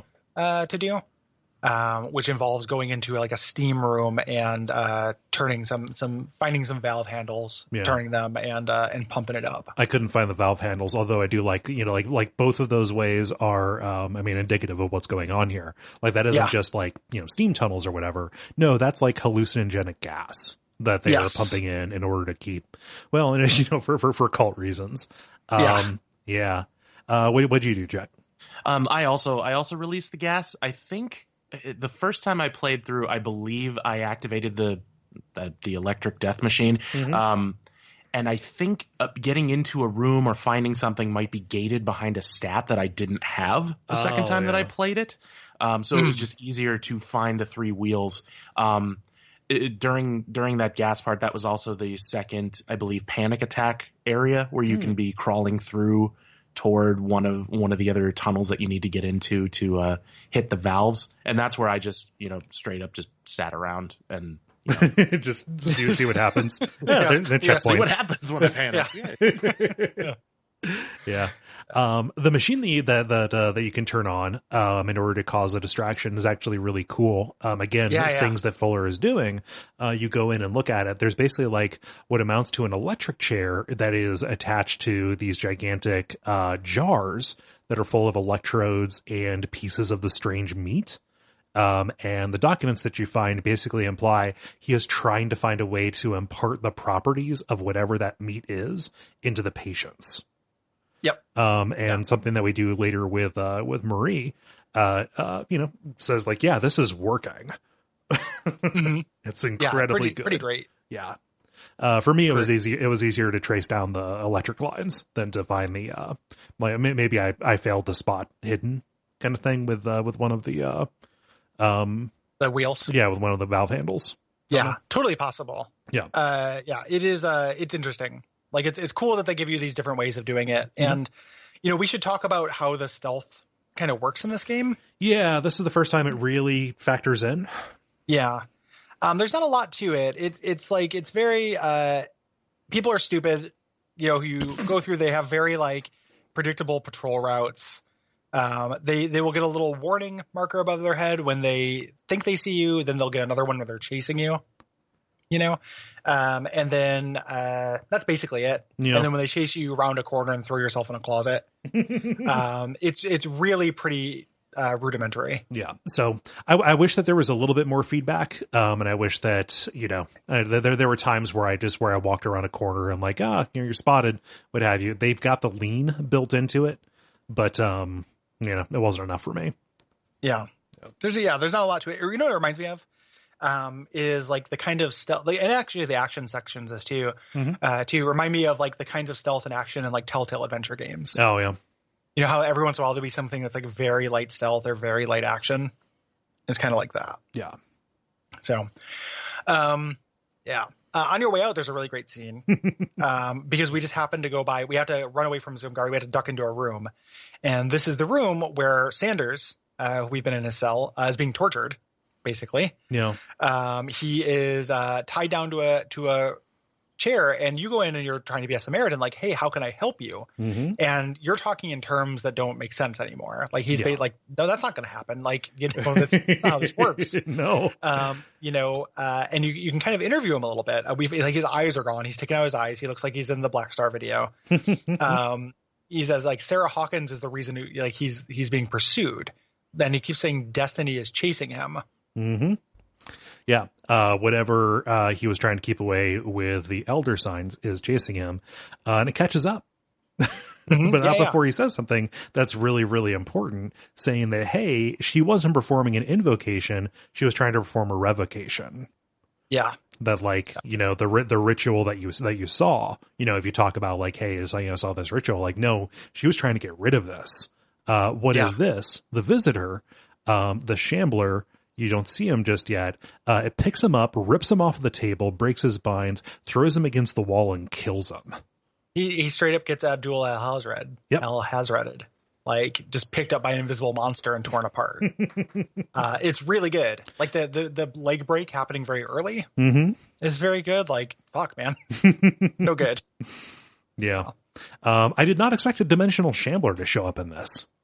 Weird monster. Yeah. As far as monsters you actually have FaceTime with, it's the one. Like the dimensional shambler is the monster for this game. Interesting choice. Yeah. Yep. But it's good. Like there's some synergy, but with that, because one of the coolest thing about the Call of Cthulhu story is that there's like a hierarchy of people who are susceptible. And to say like, okay, artists are, some of the most susceptible artists and architects and things like that. And to kind of cross pollinate that with, the Horror at the Museum, and work in the Shambler. I think that is, actually a really good choice. And when we see the Shambler, it looks exactly as it's described. Yes. Like it's a good Shambler. Got a good Shambler going on. Good Shambler going on. So as you are attempting to leave here, a pipe leaks this green gas into your face, which me and Jack, we've caused that, like we were expecting. Hoisted by our own petard. Yeah, like this is causing this gas leak. Sure did make a gas leak. And this caused you to pass out. And then Bradley picks you up and recovers you, moving us into chapter 6.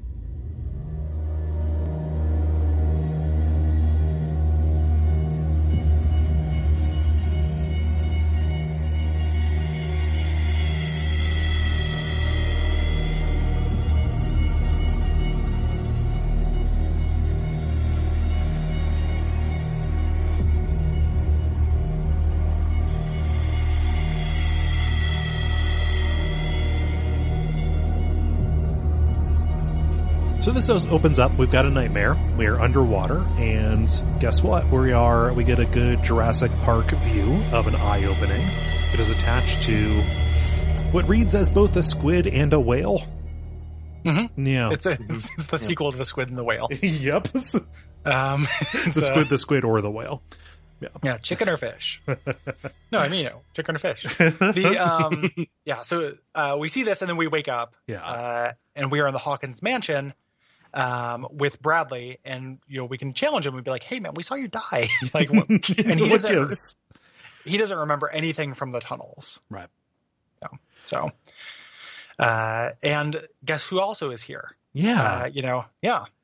It's our girl. Mm-hmm. Oh wait, is she here yet, or do we have to go back in and get her out? Maybe you're right. Yeah. That's later. There's a couple of different scenes that are pretty similar. Yeah, that's true. They just kind of blend together where you're spending just time hanging out at the mansion. So this one is just Bradley, but later, more stuff is happening. You're talking about the asylum, and it's like, hey, Sarah was experimented on there specifically because of the paintings and the visions that she saw. And through a little bit more talking, specifically because of Fuller, you basically determine everybody's family seems to go back to the Scylla. Like everybody of note on this island has a relative who is there for the miraculous catch. Yep. Yeah. Yep. And we really only have one lead, which is the Sanders widow. Yep. So we know, and again, this is just Call of Cthulhu, the tabletop game as hell. Like they would publish a module where you're supposed to make the intuitive leap that you go talk to this person's widow. Yeah. That this felt like that. So as we're kind of discussing here, in the between Colden and Bradley, we're saying, hey, when we talk to the widow, do we tell her the truth, or do we wait and not tell her that her husband was destroyed by a dimensional shambler? So I'm basically like, nobody needs to hear about the dimensional shambler. No. Me and my, I'm going to keep this between me and my shambler. Yeah. If you want to talk about the shambler, you have to bring the shambler up. Yeah, exactly. Yeah. And the first rule of Shambler Club. The funny thing about that is it seems like this big momentous choice that you make between what Bradley suggests and what Colden suggests, but you can say, I'm not going to bring up the Shambler and then actually do it anyway. Mm-hmm. Yeah. You just lie. Yeah. Well, it's real funny because, I mean, they're borrowing that Telltale heat where they make an inconsequential choice feel like it has gravity by putting the text up there. So until remember this will change your destiny. I was a little bit frustrated when I found out that, like, kind of no, it didn't. Yeah. No. Yeah. I mean, it might have a sanity effect. Possibly. Usually destiny is tied to sanity in this game, and it means your sanity meter has changed. Yeah. You have a meter, but you have to go into a sub menu to find it. Yeah. So I think that's intentional. Like, that seems like a bad design thing, but I actually like it. Mm-hmm. Like, you have to, you're meant to kind of play instinctually and then, let it ride, like role play it, and then just kind of deal with the consequences at the end rather than manage your sanity. Yeah. I'm down for that. Yeah. Yeah.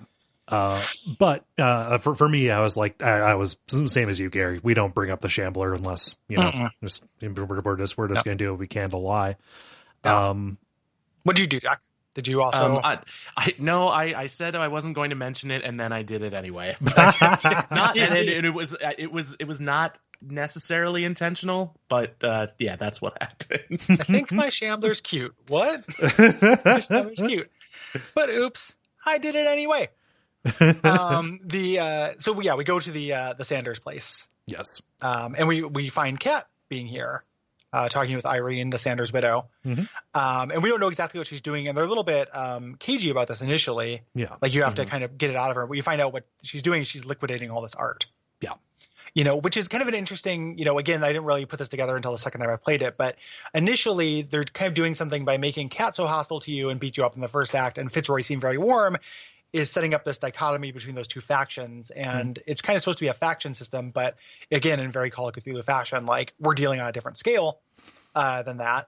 Yeah. And Kat is one of the very few people who is basically, like, not involved at all. No, she's straight up the middle. Like what you see is what you get. She is ancillary to the mythos shit that's happening. No. So initially when she's talking, you're like, it gives you that feeling of paranoia. Like, like, she's talking to the Sanders widow. Maybe she's the one who instigated something. Maybe she's part of the cult. No, she's there to sell art. Yeah. She's still concerned with these mortal things, but as you kind of go further down the rabbit hole, that seems less and less likely. At least it did for me as the player. Mm-hmm. So I actually kind of dug it. Yeah. And we talked to the widow here. Yes. I liked this, so I tried to hold out. I think I tested eloquence to see if I could lie and say, no, I wasn't there. I saw him before. She brings out this line like, the first thing that you learn, in society, when you come for money like I do, is how to spot a diplomatic lie. Please tell me the truth. I'm like, all right, sit down. Yeah, he was very painless. He had a painless death. Oh.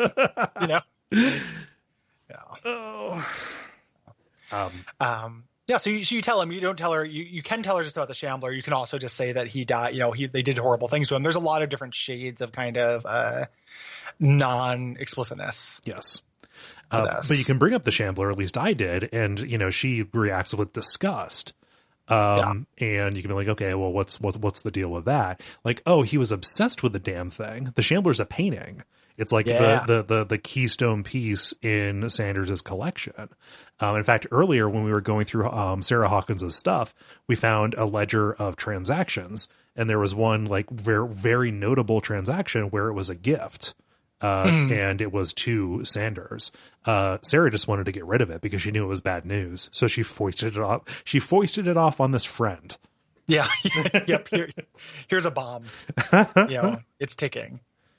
And then you go see it. You go see this gallery, and I love this gallery. Mm-hmm. Just full of macabre art and stuff. Like, again, house goals. Macabre, right? Macabro. Macabre art. Very cool looking. And then you walk up to the Shambler, and here is our boss fight. Yep. In this game. The shutters close, the lamps go out, and then something rips its way out of the painting.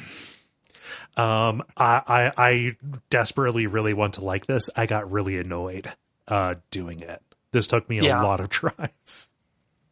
It's a little arbitrary. A little bit. Yeah. Like it's an incredibly cool idea. But, yeah. No. Well, it's very video game.txt, like what you have to do, right? The frustrating thing to me. So what this does is it starts a stealth boss fight where the Shambler is stalking around. It looks like a distortion in the air. It's really cool looking. Mm-hmm. It doesn't become a monster until it's going to find you.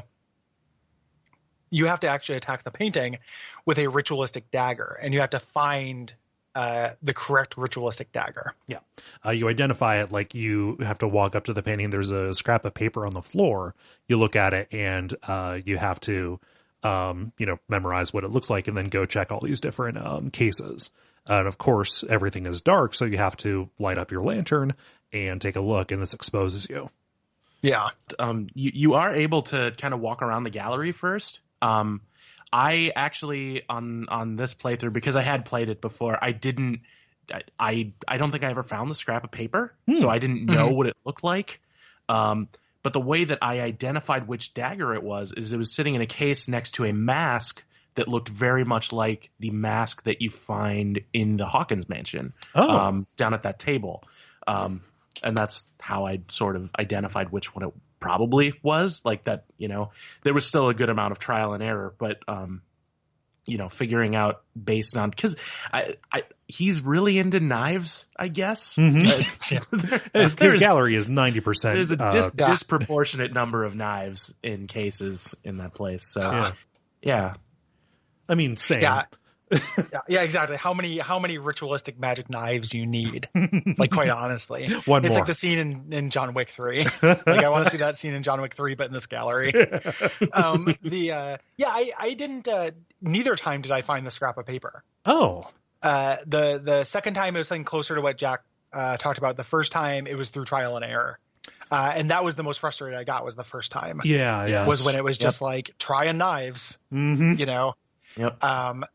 The nice thing, I mean, it's not actually that hard as like a stealth thing, because it's basically a circle. Yeah.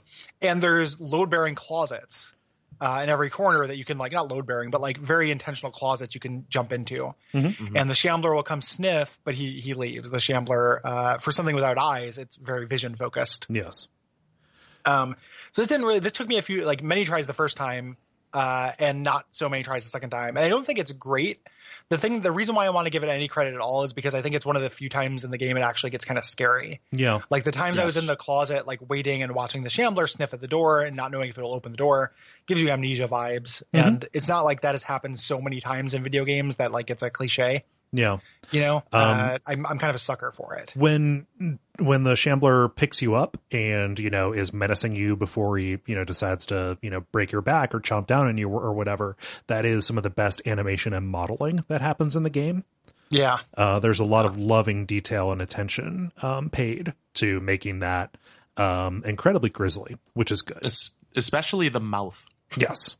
The xenomorph multi-layered mouth action that's going on. There's also multiple ways he can kill you. Oh yeah. It's not the same animation every time, which I love. Yeah. A couple of times I got into the closet just a little bit too late. And it's real fun when he bursts you out of there as well. Yeah. Yeah. So yeah, in general, like it's a mixed sequence, but I think I am really glad that it's in the game just for giving it a little bit of spice. Yeah. So you stab the painting. This sucks the Shambler back into it. It grabs you. It almost drags you in, but into the painting, which kind of fucks you up a little bit, fucks up your hand.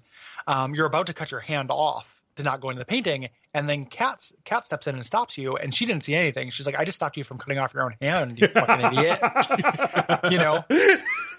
Which is again like how much of this is real, right? It's definitely real, like it kills you, but also it's kind of not, and that is like this weird space the game plays in a lot. Yeah, love it. But she really like shrugs it off kind of and just engages you in a little bit of a conversation, and is super helpful too, because she notices like, hey, you're messing with some of the merchandise. I'm going to need that because, mama's got to get her commission, got to sell that bad boy. And when you say, no, that's not going to be the case. Yeah. She says, all right, well, there's this nerd that I know named Algernon Drake. Somebody whose name is 100%, about as Lovecraft Call of Cthulhu character as it could be. Sure. Yeah. Blackwood. Yeah. The first name comes from that. Yeah. Oh yeah. Yeah. But it's incredibly Algernon Drake. It's just very, very appropriate. But like, yeah, go to this nerd that I have. He may be able to tell you more about where that knife came from. Yeah.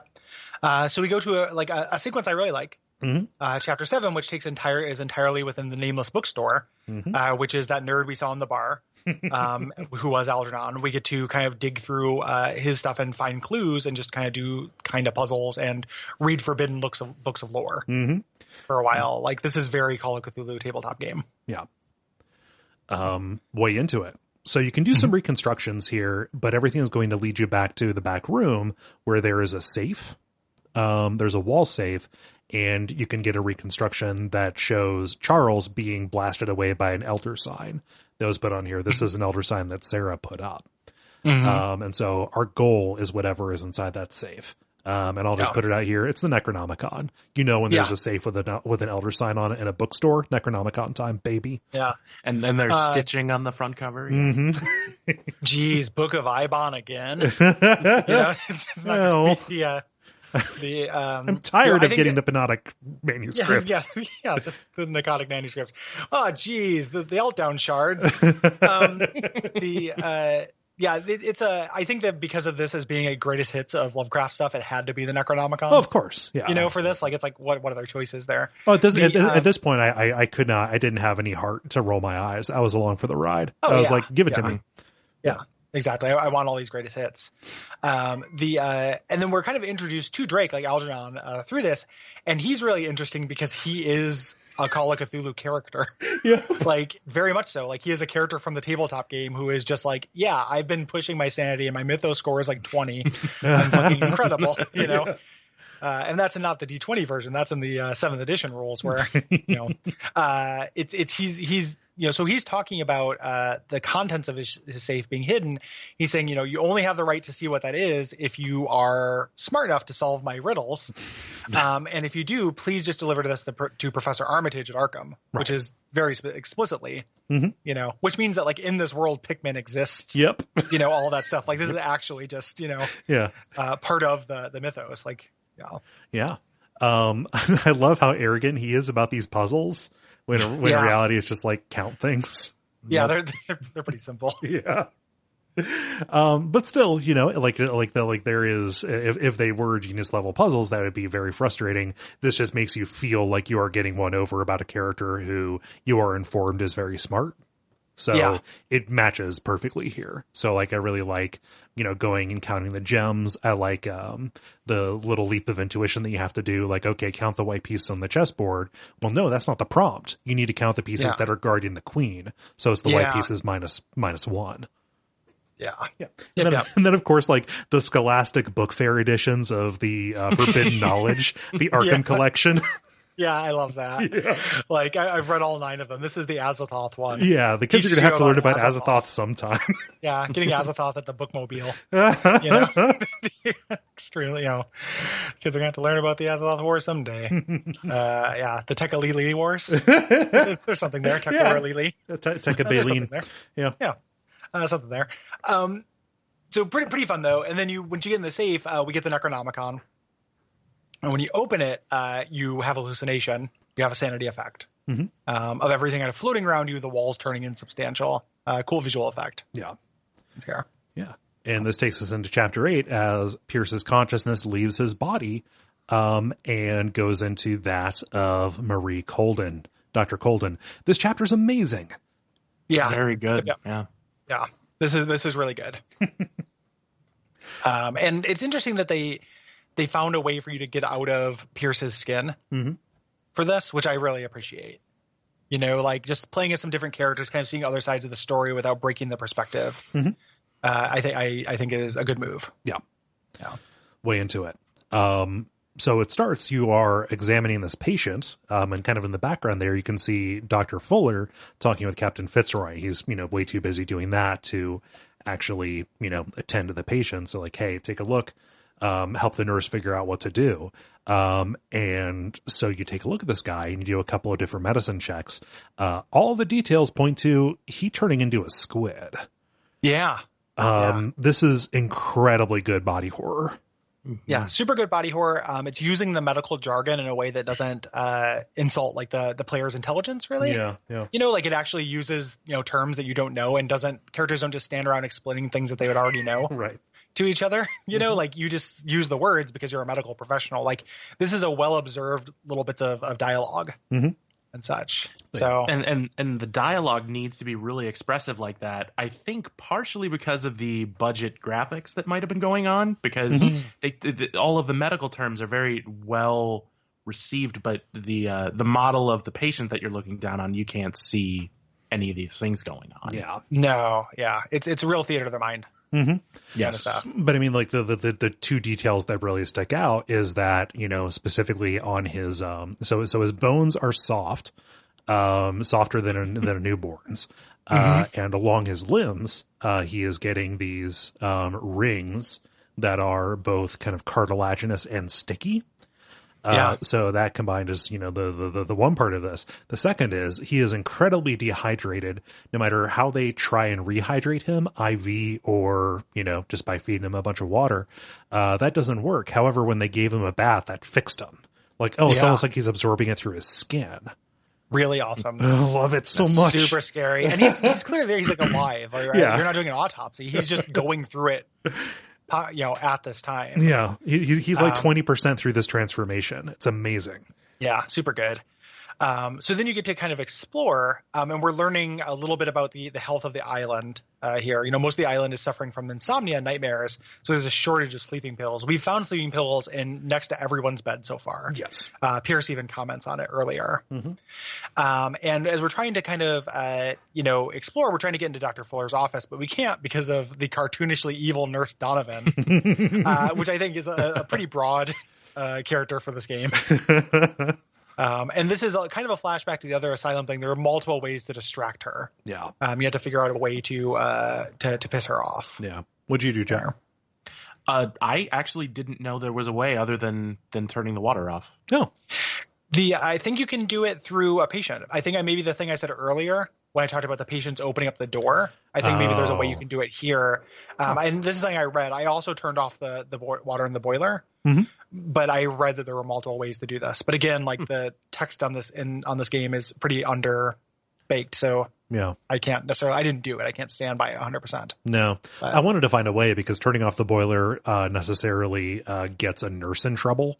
Yeah, I thought that was really funny because I talked with the nurse and one of the things he said it's bravery or courage or whatever it is to deal with Nurse Donovan, and then to distract her, I'm going to do this exact thing that's going to screw over this poor nurse that I was just commiserating with. Once you once you turn off the water, this distracts evil Nurse Donovan, so you can get in. There's a little puzzle with these Scylla masts, these masts of the ship that you flip around in order to get in this compartment with patient records, and then you get to listen to Fuller's sessions with Sarah Hawkins, his psychoanalysis sessions. And we're learning that Fitzroy. This is when Fitzroy steps in. You know, spoiler: there's like there's three principal villains in this game. Yes, it's Fuller, Hawkins, and Fitzroy.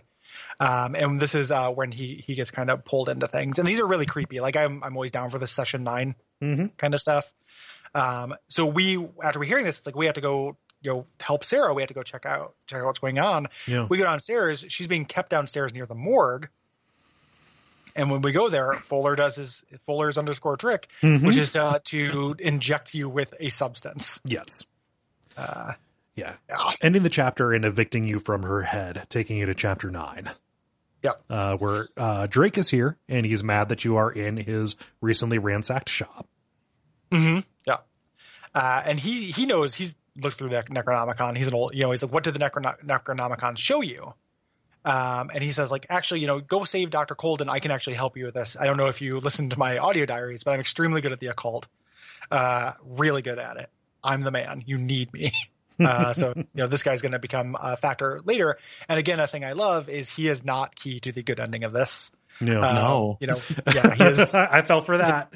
It's again, it's playing with your video game stuff, you know, in a way that is like a weird, like the more I talk about it, the cooler it seems to me. Like as an experience, I still feel like this is basically a B, you know, like when you're in it, but it is doing some neater things that I don't think it got credit for. And that's definitely one of them. It definitely blooms in the, you know, in the discussion afterwards. So you go to the Riverside Institute. And you start out in Dr. Fuller's office, and you get your, not your first inkling that this might be happening, but it's a bit of an echo of Fitzroy seeing the photo of his dad, who looks exactly like him. No, there's a photo of the Scylla here from 1849, a good 70 years before this takes place, and Fuller looks exactly the same. Yeah. Yep. Which, of course, to me, I'm like, oh, the case of Charles Dexter Ward, right? Not actually what is happening, but that was what the earlier photo did for me as well. When you try to go into the basement, something changes you, and you slip into this alternate reality. And this sequence, I think, is the worst sequence in the game. It's not good. To me, this lasts a million years. It is way too long. It's not that interesting. This feels like really explicit padding to me. I don't like this. So it's hard to kind of describe. It takes a lot longer than we're going to take to describe it. Basically, you have a lantern that is slowly running out of oil. There is a lantern mechanic in the game generally that runs out of oil, but it's never a thing up until now. Right. You have to make your way to these different kind of portals and shine your light on them, following these trails that are in the air. But the trails go as the bird flies, so they're intangible. They go through things. Yeah. So you have to kind of navigate this dream version of the asylum, finding the endpoint of these trails while not being able to follow the trail directly. Like, it doesn't have to use hallways and doors and stuff. Yeah.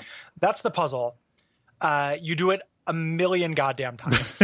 And if your lantern runs out before you get to it, the Shambler gets you. Yeah. And you just have to, it just goes on forever. Like, it is, and I say, it's probably 20 minutes. Yeah. But there's no like text you're getting. You're not getting the plot advanced or anything like that. Like, it's just this not very interesting game you're playing for 20 minutes in the middle of this much more interesting game.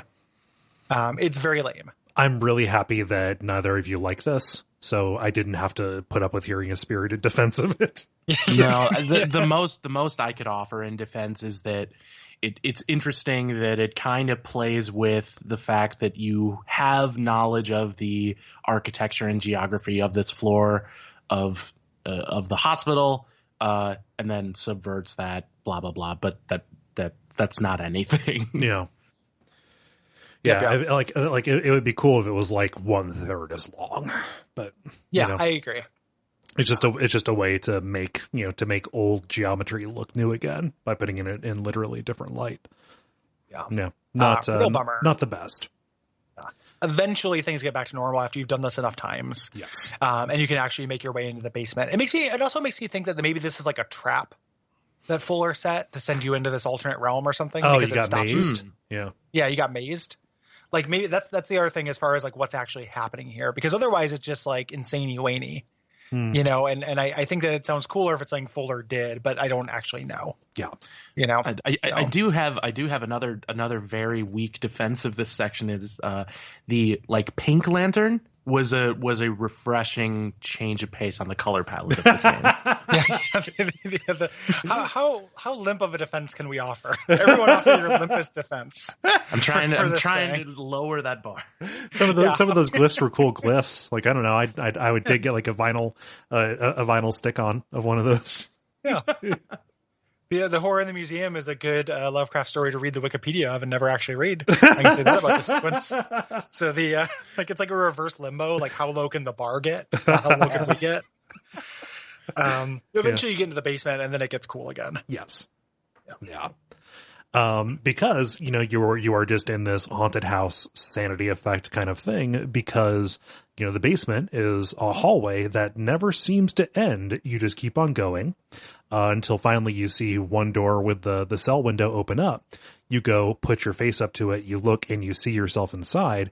When you pull away from the window, oh shit, you're in the cell. Yeah. And the walls start closing in. God, I love that. I love that they actually took and did something with the claustrophobia and made it hallucination. Yeah. And you switch places, like you were the different person in the reflection, which is great. Mm-hmm. Eventually, you're in the hallway again. You continue. You find Fuller, who's standing over Colson's dead body, and he is again villain voiced evil doctor. You should envy her. You fight him. You throw him to the ground, but before you can kill him, Colden knocks you out. Yeah, she has been resurrected, and then when you wake up, she's back on the table dead. Yeah. And it is left. I mean, like her fate ultimately is really ambiguous. At least it was to me. You know, and because they like what Fuller is doing, and kind of his ultimate goal is to find a way to subvert mortality, right? Mm-hmm. And he's been experimenting specifically on her, and that leads to a little bit of ambiguity. But I like how they work that in to kind of the ending, or the end sequence as well, with Golden coming back and Pierce being like, okay, no, you're not real, you're dead, maybe, I don't know. Yeah, your mind kind of talks you out of it. Yes. Yeah. But yeah, I love this. You pass another painting of yourself, and you find Sarah Hawkins alive in a cell surrounded by buckets. Yeah. Yep. It's a good detail. The first assumption, not good. Yep. She talks about this strange color, this like the oldest green. She's found green is like the art color in this game, and just like her being alive is a huge game changer, right? Because you were sent to investigate her death, right? Like we're so far from our initial kind of thoughts of this. Yeah, what we're doing. And when you talk to her, this is one of my favorite tricks that the game does, is depending on how sane you are, if you have a low level, you get responses that are in ACLO. Yeah, relay. The language, relay. The language of relay. And that is when you can relate to people who are insane. I don't know that this is the first time it happens. I think that my sanity level might have been lower. I feel like you might be the first time that happens. Is it? I think say it when talking about the Shambler painting to the widow. There was a relay in option. Yeah. If you do all the like blast my sanity, daddy, like somebody please blast me in the sanity. Yeah. Grim. But you say like I've seen that color, like I know that color too. I can relate to you. The thing. Good. Like, or the interesting thing about this is you don't know what you're going to say before you do it. Nope. It's in this language you can't read. This series of glyphs, the same glyphs that were written on the statue in the first town, you've seen elsewhere, but you don't know what the option's going to be before you choose it. And the line, it's not delivered in relay, and it's not strange, strange syllables. It is just delivered with this great performance, like very conspiratorial. Like he just says, "Oh, the oldest green. I've seen that same green." Yeah, like it's a very good performance. And from this point forward, I'm pretty much always picking these. Yeah, me too. I lean into anything insane. Yes. Like in these games I mentioned, of course, I need to run the veil of reality as much as I possibly can, even though it ensures you not get a good ending for this game. Yeah. So you escape the guards, you sabotage the machine that disperses the gas so it can stop. She's like, I'm not going to leave. These people are being tortured, basically by this gas. Like, we have to do this. And when you do this, Charles Hawkins pops up and attacks in what looks like a boss encounter from a Resident Evil game. Yeah. Like this, you're in a room with a furnace in it. And I was like, I have to knock the Nemesis into the furnace 3 times. Like, that's exactly what this is going to be. It's not. It's basically still like an interactive cutscene. Yeah. He holds you up against the wall and talks to you, and you have the series of conversation checks. And we find out that Charles is not as 2-dimensional a character as we thought either. He says, I do these things I did, I actually did it to protect her from the cult. And you can challenge him on this. Like, hey, Fuller was doing experiments on her, you fucking idiot. Yeah. Like, this is horrible. It's your wife. And he's like, yeah, but she needs to be put away. She is actually a lot more dangerous than I am. Mm-hmm. Which is, again, one of these like neat subversions of the game, because he's not wrong. No, he's telling you the truth. Yeah. Like, his attitude toward his wife is not great, but like it ends up being, the case. Yeah. Yeah. But of course, as he is delivering this particular truth, Sarah stabs him through the throat from the back with a fire poker. Mm-hmm. And then Pierce axes him in the back, taking that piece off the board. Mm-hmm. Mm-hmm. Yeah. So we cut back to the graveyard. We've gone back with Sarah, it's been implied, and she is mourning her son. And says, I'll do anything to get him back. And like, that's never good. Yeah. Anything. She underlines it. Yeah. Never good. We flash back to the fight that started the fire. Yes. Where, Charles, who's this pre-mutation, is choking her. Mm-hmm. And she whamps him with the lamp, kind of smacks him, sending him running away. And the caretaker is the one who saved her. So we kind of find out how she survived. Yes. That night. Yeah. And, it's implied that the scarring from the fire, by where the lamp oil hit him, that's where he started mutating. So the side of his face and his left arm, etc. Were either of you thrown off by how similar Charles and Pierce's appearances were? Not really. Yeah. Okay. But both of them were tall, dark-haired dudes with black beards. Yeah. Yeah. I wouldn't have done it like the same way you don't put two characters with the same name in a story. Like I would have made, Yeah. But it also would have been real weird if you don't have a blonde person. That's weird. We talked about that before. There's not blonde people. No. So it's basically black or brown or what you have in terms of hair, and then the occasional redhead if you want to say something about the character. But that's basically what you have. So. They were normal flavored. I would have not given him a beard. Yeah. That would have been the way to do it. Scar of his eye patch. I don't know. Yeah. Tentacles. Tentacle eye. So, the next morning, Algernon comes by. We've been assembling the crew. Sarah is not going to leave the island until she banishes the Shambler, even knowing that, hey, the stuff that is in process here, specifically going down that road, could fuck everybody. Yeah. Yeah. Yep. So you go to her studio, and we kind of we do a reconstruction there, and we see this failed ritual where she was trying to banish the Shambler, trying to do the revocation, but Charles interrupted her. Right. Yeah. So Drake, he's got a plan. He wants to find a more permanent way to banish the Shambler. He knows that Charles has this artifact called the key to Relie. But the only clue is this drawing of a bust that he bought around the same time. So you do a little scavenger hunt for head sculptures once and then twice. Real easy. It's really easy to find. Once you have that, you have the key to Relie, which is actually an amulet. Mm-hmm. You get this, and Chief Sullivan shows up. The non-Bradley cop, mm-hmm. who is shitty, and in league with the cult, right? Like a rank and file cult member. And you're being framed, you're getting locked away, framed for burning down the asylum. You try to fight back, people try to support you, but it doesn't work, and you get arrested. Moving us on to chapter 10. Where you are locked in a jail, Sullivan kind of taunts you a little bit, and he's being real hard on it, hey, give me an excuse. Mm-hmm. I will shoot you in the goddamn head. And he leaves at this point, and then you're basically rescued by your benefactor, the Leviathan. Oh, the Combine? Yeah, our benefactors. Yes. So Leviathan, just kind of gives you this hallucination. The jail fills entirely with water. And he says, I am not called the Leviathan because of the immensity of my size, but by the immensity of my knowledge. Your mind, Pierce's mind, is expanding, and the Oracle is guiding your dreams. Is this the first time we've heard of the Oracle? Yes. Okay. Yes. Yeah. You cannot speak. And at the moment, at the time where you get a prompt, wait, is this the point? No, that might be just a little bit later. All you have to do is submit. You can struggle, but it doesn't advance anything. Leviathan has you under his thumb, and you have to mm-hmm. accept the knowledge about where the Oracle is. Yep. So he puts it in your brain, which is not good for your brain. Nope. Big mandatory sanity hit here. And then we switch over. We take another, this is you switching over to another set of people. I switch over to Sarah and Algernon walking into a bootlegger's cavern. And this is kind of the second boss fight mm-hmm. In the game, sort of, where the Shambler wakes up.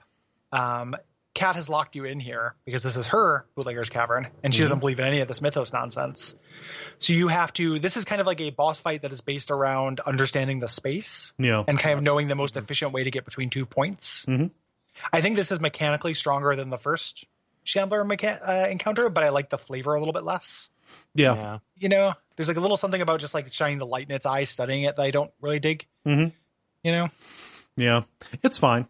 It's cool to get a little bit more of a view of the Shambler. And mm-hmm. I love how, it's scripted, where he pops out, but just watching him crawl out of the walls as he does.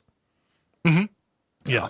But, so Algernon is standing in the middle of this room, kind of in this, on this little, platform, and you have to, in order to, send the Shambler back into the painting, you have to go around and, dispel these 3 glyphs that the Shambler is kind of holding on to. Once those are done, he can, banish it back into the painting. But, you expose yourself by being outside of his little ring of protection. Mm-hmm. Yeah. And you have to rush back to it. Yeah. You can blind the Shambler temporarily, but all of a sudden your like lantern is using double oil now. Like when running out of oil was barely a concern other than one other part of the game. Yeah. Now it's just like leaking. Yeah. And it's weird that you can just supercharge your lantern. Like this is Alan Wake somehow. It's very Alan Wake, actually. Yeah. It's very, very flashlight. Yes. Yeah. How did this fight land for you, Jack? I think I side with you guys on, or Gary in particular, about the mechanics of it were good, I thought, and strong. And, the theming of a puzzle being more about how well do I know this space? How well can I study it and see how I'm going to navigate back to the warding circle or whatever, was good mechanically, but I thought the flavor was exceedingly weak. I did not like it really at all. Yeah. It's kind of, you have this kind of feeling of this game with this and then the shooting segment that's coming up where it wants to tell the story and do the neat narrative things it wants to do, but there are these last gasps of gameplay that are happening where it kind of won't fully commit to just being a story that it wants to tell. Yeah. And I, in some ways I respect that, but I think it is this weird curse of being kind of half-assed where like, instead of being a cool mode of interactivity like it was earlier on where you're kind of solving these puzzles and there are multiple ways to do it, it's these kind of weak sauce, and again, like I like this one more than, but I don't think any of us are going to go to bat for that shooting segment, even though I thought it was too easy and It was frustrating to other people, but nobody's going to think that's good. Right. It feels like they're kind of leaning into some like just straight up not good segments. Mm-hmm. I went and did some kind of research about this, especially about the endings. They referred to the fact that Drake might not be there at the end. And I read like, oh, you can let him die here. Like you can fail this and he is overtaken. And I was not aware that was a possibility. Yeah. Yeah, that all depends on whether you Alan Wake the monster as it's being dragged back into the painting. Oh, okay. Yeah. And also, like, again, that is a cool little thing because it goes against your gamer DNA, which is to save him no matter what. Right. But, you think you want to save him. Of course, the good ending is I have as many people, with me as possible. I'm going to need this occult expert with me. No, you don't. No. Like he does not, like we, again, like probably the most like Lovecraftian, the way this is a really good adaptation is that you don't have power over this. No. Not in the ways you think you do. And the things that kind of trick you into thinking you have power are all lies. Like basically from the beginning of the game to the end. Yeah. And specifically by siding with somebody like Drake who has all this knowledge, it means you are implicitly playing by the rules of the cult. I was just going to say that. Like you're choosing to play the game and the only winning move is not to play. Like there's not a way to win that game. That's the nature of the game. Right. And per all Lovecraft work, knowledge is never going to give you agency. Exactly. Yeah, knowledge is to be avoided. It's not, it's not something that's good. Noted anti-intellectual Lovecraft. Yeah. Yeah. Mm-hmm. So after you get through this, you shove the Shambler back into the painting. Yeah. But Sarah goes with. Yeah, she is compelled. She has heard a voice calling to her from the other side. Sarah's kind of like agency and role in this is kind of confusing to me because here it's portrayed as if there is an outside influence that is dragging her against her will. But like things that we discover later is like she is a mastermind behind all of it. I'm confused. I don't know if I think of it so much as a mastermind as she has always been kind of dragged against her will or kind of being manipulated. Yeah. She's the Oracle, right? Yeah. Like she's, she's getting these visions and stuff. She is long insane. Yeah. Just like you are the truth seeker. Yeah. Yeah. Like she has, it goes, the gatekeeper and the keymaster, like she has a role to play. Yeah. And it's just she's been playing it for longer than you think. Yeah. And longer than anyone else thinks either, obviously longer than her father thought, like, hiring you to do this, but also longer than the groundskeeper or Bradley or anyone who is kind of treating this like it's small ball, and that kind of plays into the fact that like, no, this is actually like way bigger. You are way out of your league. You are insignificant in comparison to this. Yeah. And kind of ascribing those kind of altruistic, things to her. Like maybe she had a moment of clarity, but she also just had the thing in the graveyard where she's like, I'm going to bring back my kid by any means necessary. Oh yeah. Like she's not good. Right. It just, we have gamer assumptions that she will be. Yeah. Yeah. It's kind of an interesting, because she doesn't have a lot of agency, which makes me think of this, how this might land from like a feminist perspective. But part of it is it's kind of being subversive with our expectations. Like, oh, she's been damseled. Like we rescued her from a dungeon. Yeah. She is automatically a victim. Mm-hmm. Like we kind of ascribe that lack of agency to her as an assumption that the player makes that is not really supported. Yeah. It's an interesting way to treat it. I'm not saying that they totally nail that, but it is. I think that's the charitable read, I guess. Yeah, it's some interesting English on the ball. Yeah, I can see that. So this takes us into chapter 11. You're back in your cell. This was all a vision that you got. The police are called away, and you are left alone in the cell. Some bad stuff is happening. It's pretty rough out there. There's like a mutiny down at Fitzroy's, and in the bar. And your only option is to go to sleep. And of course you dream of Leviathan. And he actually approaches you. He has like a, like a physical manifestation as a translucent man with no face. He just walks up and says, "Hey, are you ready to see the world as it really is?" Instead of being an actual option, this is an amazing image where you've got a full conversation wheel, but every single choice you can make is in Aklo. Yeah. This is the other real trick that I love, other than the one that's coming later, fucking with his interface and saying, underlying that you don't have a choice. This was, when this popped up, jaw dropping moment. I took a screenshot of it. It was my desktop for like a while when I was playing this. I love it. Yeah. So, this gets you out of your cell and you can pass by and you get some, exposition from, the other characters, who were in the cell. So like Kat is, talking to you saying, "Hey, nobody will be safe until you're dead." Bradley's been having these nightmares. He's been talking about them, for a while. You actually saw him back when you were playing as Marie, he was there for a prescription. For those sleeping pills. So he is falling to the influence of what's going on. And he has, basically no resistance left. And of course, Sarah does not know if you are her damnation or salvation. Yeah. No, what she wants. Yes. You eventually go through the detective office door and you pass into Kat's mind. You're still under the influence of the Leviathan. So you're seeing these different perspectives. This is a little miniature Kat chapter. Yeah. Not a whole lot to this. No, this is where the shooting is introduced. So somebody shot one of the detectives and left the body hanging in the gang's workshop. So, well, shit, we need to figure out who framed us because which one of you idiots would have done this? Yeah.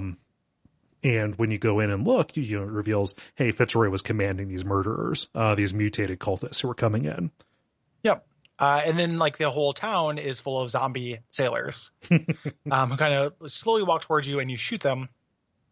It's real bad. Yeah. To get there. You have limited ammo. Like it's really bad and it's really dumb. And it's kind of like a plot like that. We heard about the bad thing happening down at the docks, so that was a plot thing that was necessary. Seeing it is not really necessary. And getting this resolution for Kat is not really necessary. Right. No. Like one of the weirdest things about this game is how kind of superfluous Kat is. Like she exists as a red herring character, but doesn't actually resolve in any way. No, and ends up being like not very interesting. The other thing that I thought was really strange was I don't think this happens when you pass into Marie at all, but you actually do a recreation in the mini Kat scene, which I thought was bizarre that you carried that mechanic over, even as briefly as it was, into somebody else. That seems like a mechanical failing to me. Yeah, like is that something that, are you in her head and you're doing it as her, or is that something she can also do because she's like street smart? And stuff. Right. Who knows? Yeah, don't know. Yeah, and so I just want to check my gut on what's happening with these zombie sailors and why this is happening. These are all people who ate the meat, and because the time of summoning is at hand and Leviathan is extending its influence, like they are acting under the will of either Leviathan or forces beyond. Is that does that line up? Yeah. Okay. Yes. I'm pretty sure that's what's going on. Cool. So Bradley wakes you up in his cell. He gives you a weapon, and he's also getting claimed by this madness. Yes. You know, he says like, "Hey, Sarah was headed for the whaling station. I'm losing my mind. Shoot me." Mm-hmm. You know, again, very Call of Cthulhu tabletop game. Yeah. And you can do so. I think shooting him as a sanity hit. Yeah. Yep. To do it. Even though I think you could argue that the opposite is also pretty merciless. Yeah, I surprised myself by sparing Bradley. Usually I am Mr. Euthanasia in these games, but no, I figured, hey, I'm going to go solve this problem, forgetting what kind of video game I was playing. Yeah. Need to preserve those teeth. Yeah. Yeah. Well, I mean, otherwise we're going to need them in the new world. Yeah. We're going to need currency. It's like killing the goose that laid the golden tooth, you know? This is Bradley. He's our mint. Yeah. I ended up sparing him the second time I killed him because I wanted to see what happened. The first time I ended up sparing him just because I liked him. Yeah. I was surprised by how much I ended up liking that character. Like, he's real hapless, but he's one of the few characters in this game that's just like a literal victim. Yeah. You know, as the game is constantly kind of saying like, hey, this person you thought was innocent is not. Yeah. Bradley is. Mm-hmm. You know, he did not deserve any of this shit. Yeah. I spared him because in my head, when this was being cast as a movie, I made him John C. Reilly, and I can't shoot John C. Reilly. That's pretty good casting. So is because of Magnolia, maybe Cop in Magnolia. Yeah. So this starts Pierce's what are we talking about here? The combat section, which is bad. It's just the same wharf front that you were walking on. You've got to fight your way or avoid your way. Like it implies that you can do some stealth here, but I never had a lot of luck with it as people just marched directly at me in lines, like daring me to Red Rover them. It's dumb as shit. Like one of the only things you can find here is that the statue of the saint has been like totally desecrated and destroyed. Oh yeah. Again, I in my mind, I really hope that wasn't the cultists doing that. I was hoping it just crumbled. Oh yeah. As other symbols of other religions are falling to the power of this. Yeah. You make your way to Fitzroy's building. You do a reconstruction here. This is so cool. Yeah, this is extremely good. Yeah, because as you're looking at this, and the way I interpret it, because the reconstruction is just Pierce opening up his intuition, and just kind of receiving information and putting it together in this kind of ethereal way. Your vision is hijacked, like everything turns kind of pink, and what you see is like, oh, the Leviathan is what they pulled back on the Scylla. That was the miraculous catch. Which at this point is like, okay, no shit. But it is all of the people that we have referred to before as being part of this, plus Sarah Hawkins talking about having eaten the flesh and somehow being changed. Yeah. And Sarah talks to you in it. And that is like such an awesome interface thing. I think that it's the thing that justifies all the kind of boring reconstructions you've had until that point, because they have to lull you into a sense of safety with them. Like they only happen in times where nothing happens to you. Like you're the only active participant. Yeah. And then something happens to you in them and it's breaking the rules because this has been portrayed to you as like detective mode. Yeah.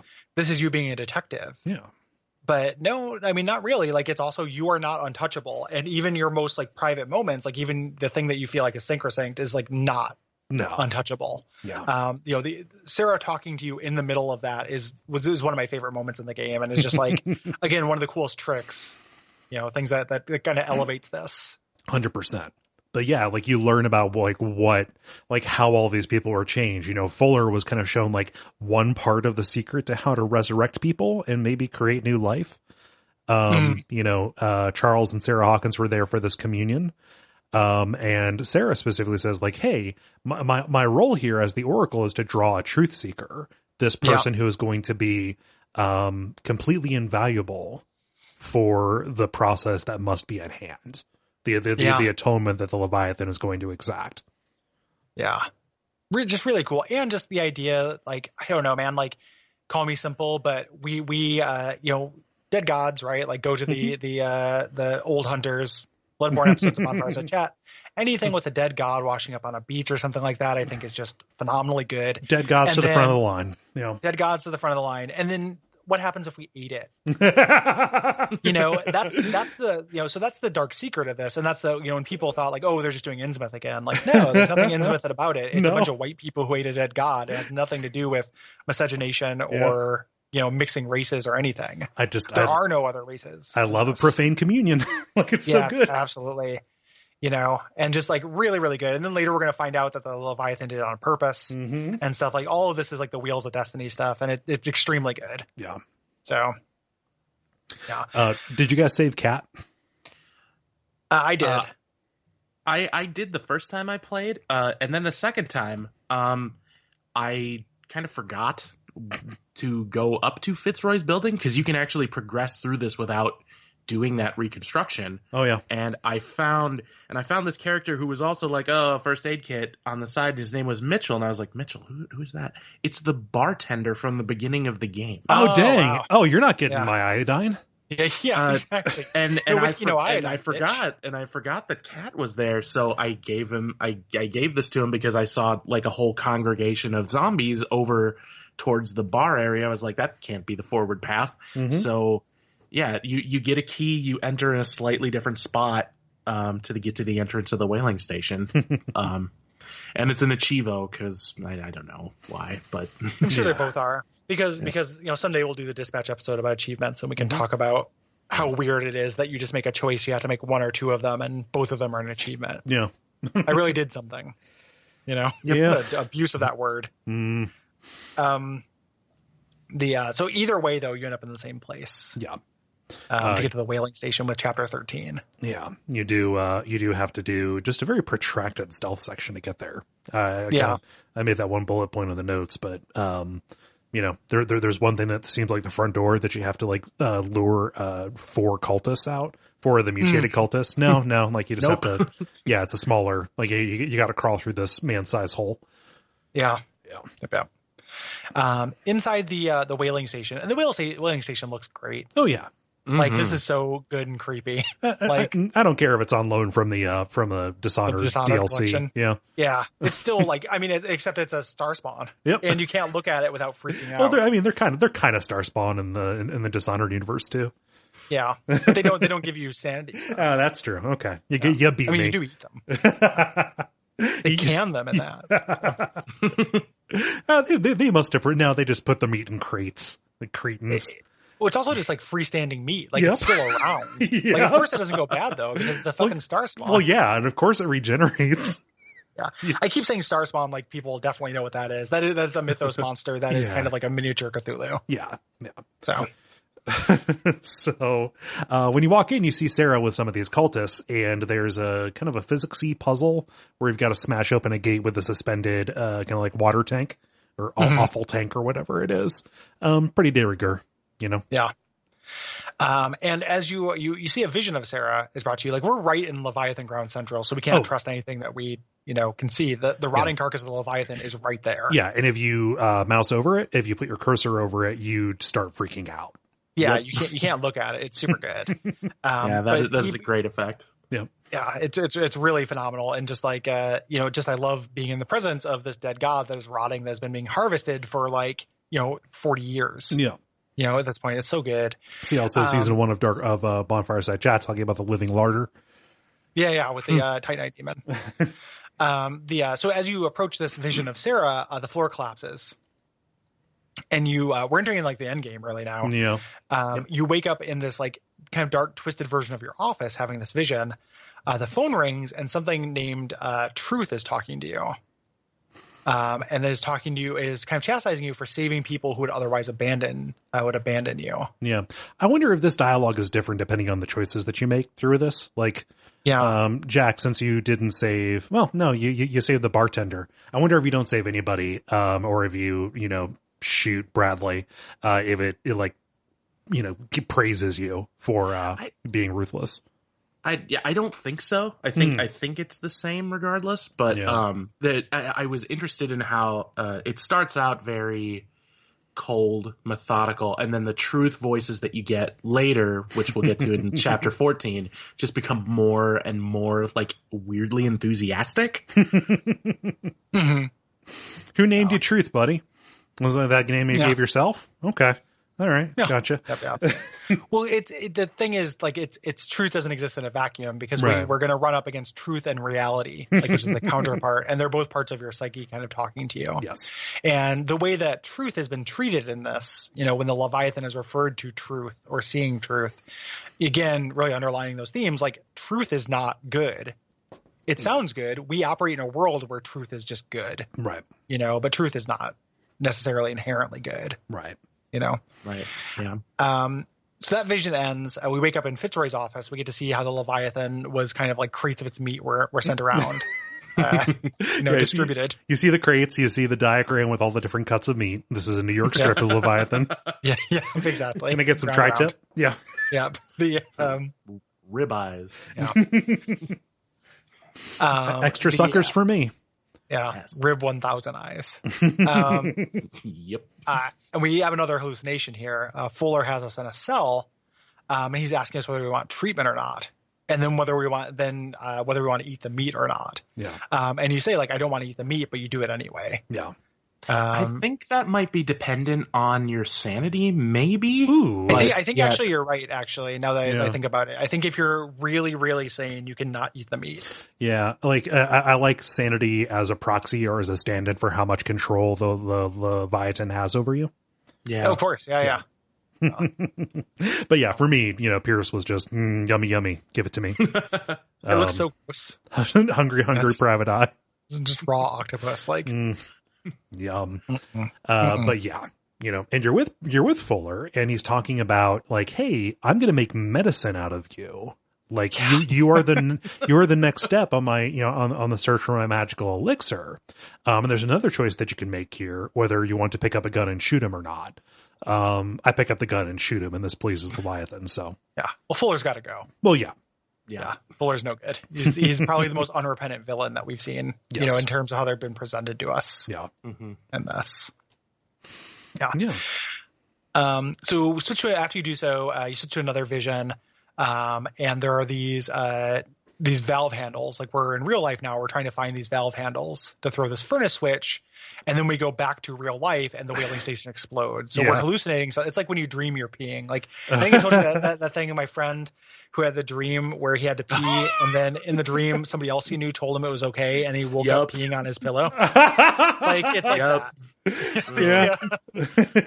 I knew somebody who had a dream that, like, oh, I'm peeing, but he was at a urinal in his dream, but in real life he was standing at his kitchen not sink, the garbage can. Oh, wow. Lovely. That's worse, but not as bad as it could be. Yes.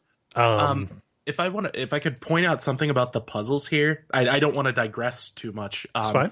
The platforms and the furnace and everything, I don't know why, but it screamed real American McGee's Alice to me. Not that that's a great thing, but I mean, you are kind of in a twisted nonsense nightmare space. Yeah, it was the kind of geometry harkened back to, I liked this once upon a time. Oh, yeah. I think a lot of us did. Yeah. But it's neat. I like the idea of, like, okay, I'm accomplishing this hallucination thing, but actually, no, in real life, my body that I've been piloting has actually just completely blown this place to smithereens. It's good. Of course, you're surrounded by some mutants, and Fitzroy is here. And Fitzroy is like, hey, dipshit, do you think that you're actually in control of this? Yeah. Yep. And again, he's still got that kind of genial, like, Brian Doyle Murray voice kind of thing. Even if he's yelling at you, it's still, big Dennehy energy. Yeah. Which I like. You shoot that you try to escape, but you fall in the water, and Leviathan says, you're going to fulfill your destiny. Awaken him. Like, this is what you're going to do. And we wake up on this kind of amazing set piece for the ending. This long stairway where there are candles, like, melted along the stairs, this, like, ritual site. God, what I want is, like, a prequel to Viscera cleanup detail where you are the person who sets up and lights all those candles. Because like that is always, like, that is a thing in cult media. Just here's a big room that is full of a bunch of candles that are all painstakingly lit. I don't know about you. It takes me five tries to light a candle when I decide to light one. I don't know. Just it always seems so impractical to me to achieve a pretty cool effect. Gotta go Christmas lights in the 21st century. Yeah. Or just those little fake candles. You just press the button on the bottom. Oh, yeah. Just tap lights. Tap lights all the way up. You just do them on your foot, Yeah. Yeah. So yeah, they stick right to the... Confession, I own some of those, and they have ones you can get with the remote control. Oh. So you don't have to tap them? They remove the tap from the tap light? Huh. Wow. Those are convenient, though. Put those under your sink. Oh, yeah, tap lights are great. I don't want you guys to think I'm coming out real strong against tap lights. I like tap lights. Tap lights are great. Yeah. Please sponsor us. The first commercial we've done in 5 years. This episode of Abject Suffering that's mostly about my sperms being trapped in the Phantom Zone now is brought to you by tap lights. So your sperms need to find their way in the dark. Tap on, tap off. So you're stumbling up, and you, as you're going through, you're being goaded by Truth. Mm-hmm. Truth is trying to goad you into this. You find a painting of Pierce that's surrounded by tentacles. Again, it's very obvious you're the Truth Seeker. And you're getting these kind of hallucination. You don't know what's real and what's fake at this point. Mm-hmm. Because we have Colden who walks up behind you. And she talks to you a little bit more about this fate. How everything was predestined by the Oracle. The Oracle is Sarah. Yes. And you have a brief psychosis break here. Because, hey, you're supposed to be dead. Also, wait, Sarah is implicated in this? That's too much. You wake up and you are on the road to Alabaster Point. This just amazing outcropping cliff where you've got a bunch of cultists staying in a circle, getting ready to, guess what? Summon Cthulhu, the hymn that was mentioned before, the hymn that Destiny has put you in place to complete the ritual, to summon. And the graphics in this game are not great, but I love the skybox here. Mm-hmm. Yes. I love the lightning briefly lighting up very subtle tentacles, moving through the clouds. The one huge tentacle kind of undulating under the lightning. Oh, it's great. It's good. It's a really good moment. Yeah. So Fuller, appears and talks to you as well. Another person who's dead. Mm-hmm. Talks to you about, hey, I'm trying to make eternal life. This is not a bad thing. Yeah. Sarah mocks you again, playing into that earlier point. We think that Sarah is a damsel, and that kind of playing our expectations. She's like, oh, you always come to a woman who's in distress. Yeah. So easy to control. Yeah, exactly. So it's super easy to manipulate somebody who's in that situation, which again, talking to the player, there's a little bit of Bioshock DNA in that. Yeah. Charles is talking about how he's jealous because Sarah's paintings were of you and not him. Right. Kind of portraying himself as a loving husband. All these dead people, this parade of people who have been killed, are walking up to you, kind of telling you your insecurities. Yeah. Yeah. And then finally, among all these dead people, Truth appears. And it is this shirtless Pierce who looks completely wild. And then Reality appears right next to him, fully clothed and put together sane Pierce. Yeah, exactly. So that's how you can tell he's sane, is he's wearing a shirt. Yeah. Yeah. No shirt, no shoes, no sanity.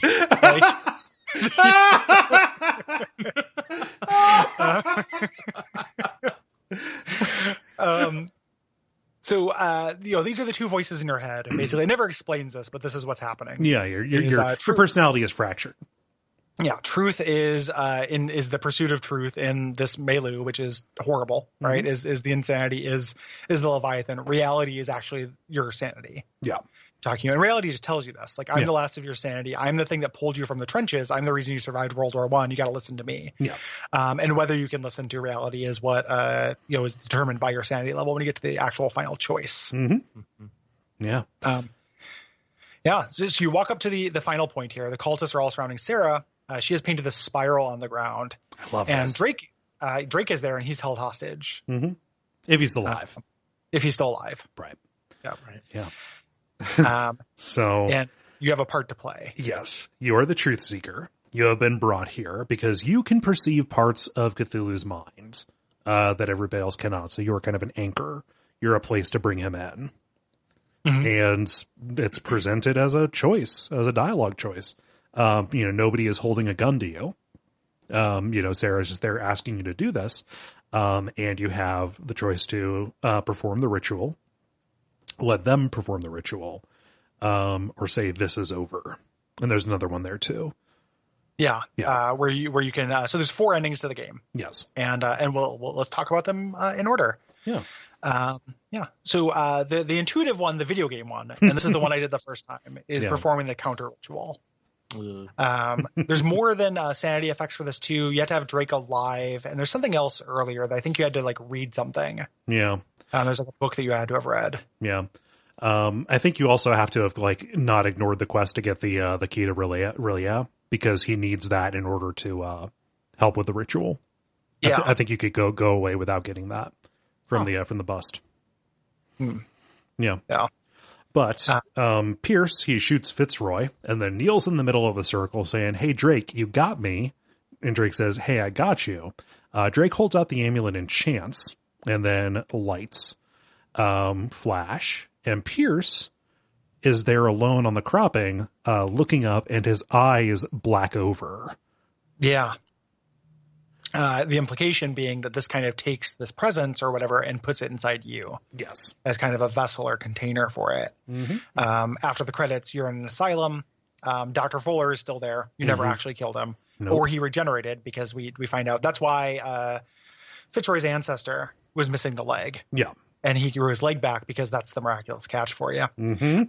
Dr. Fuller is upping your dosage. And we zoom in on the sleeping pills. You have this God inside you, and you're in the hands of the worst person in the world to experiment on you and continue doing all this Eldritch bullshit that he's doing. And like, yes, you didn't end the world by summoning Cthulhu, but it feels like you forestalled the inevitable. And at the very least have made something very bad, another very bad thing happen. Yes. You gave up everything of yourself. If there's anything of you still in there, you have suffered a fate worse than death.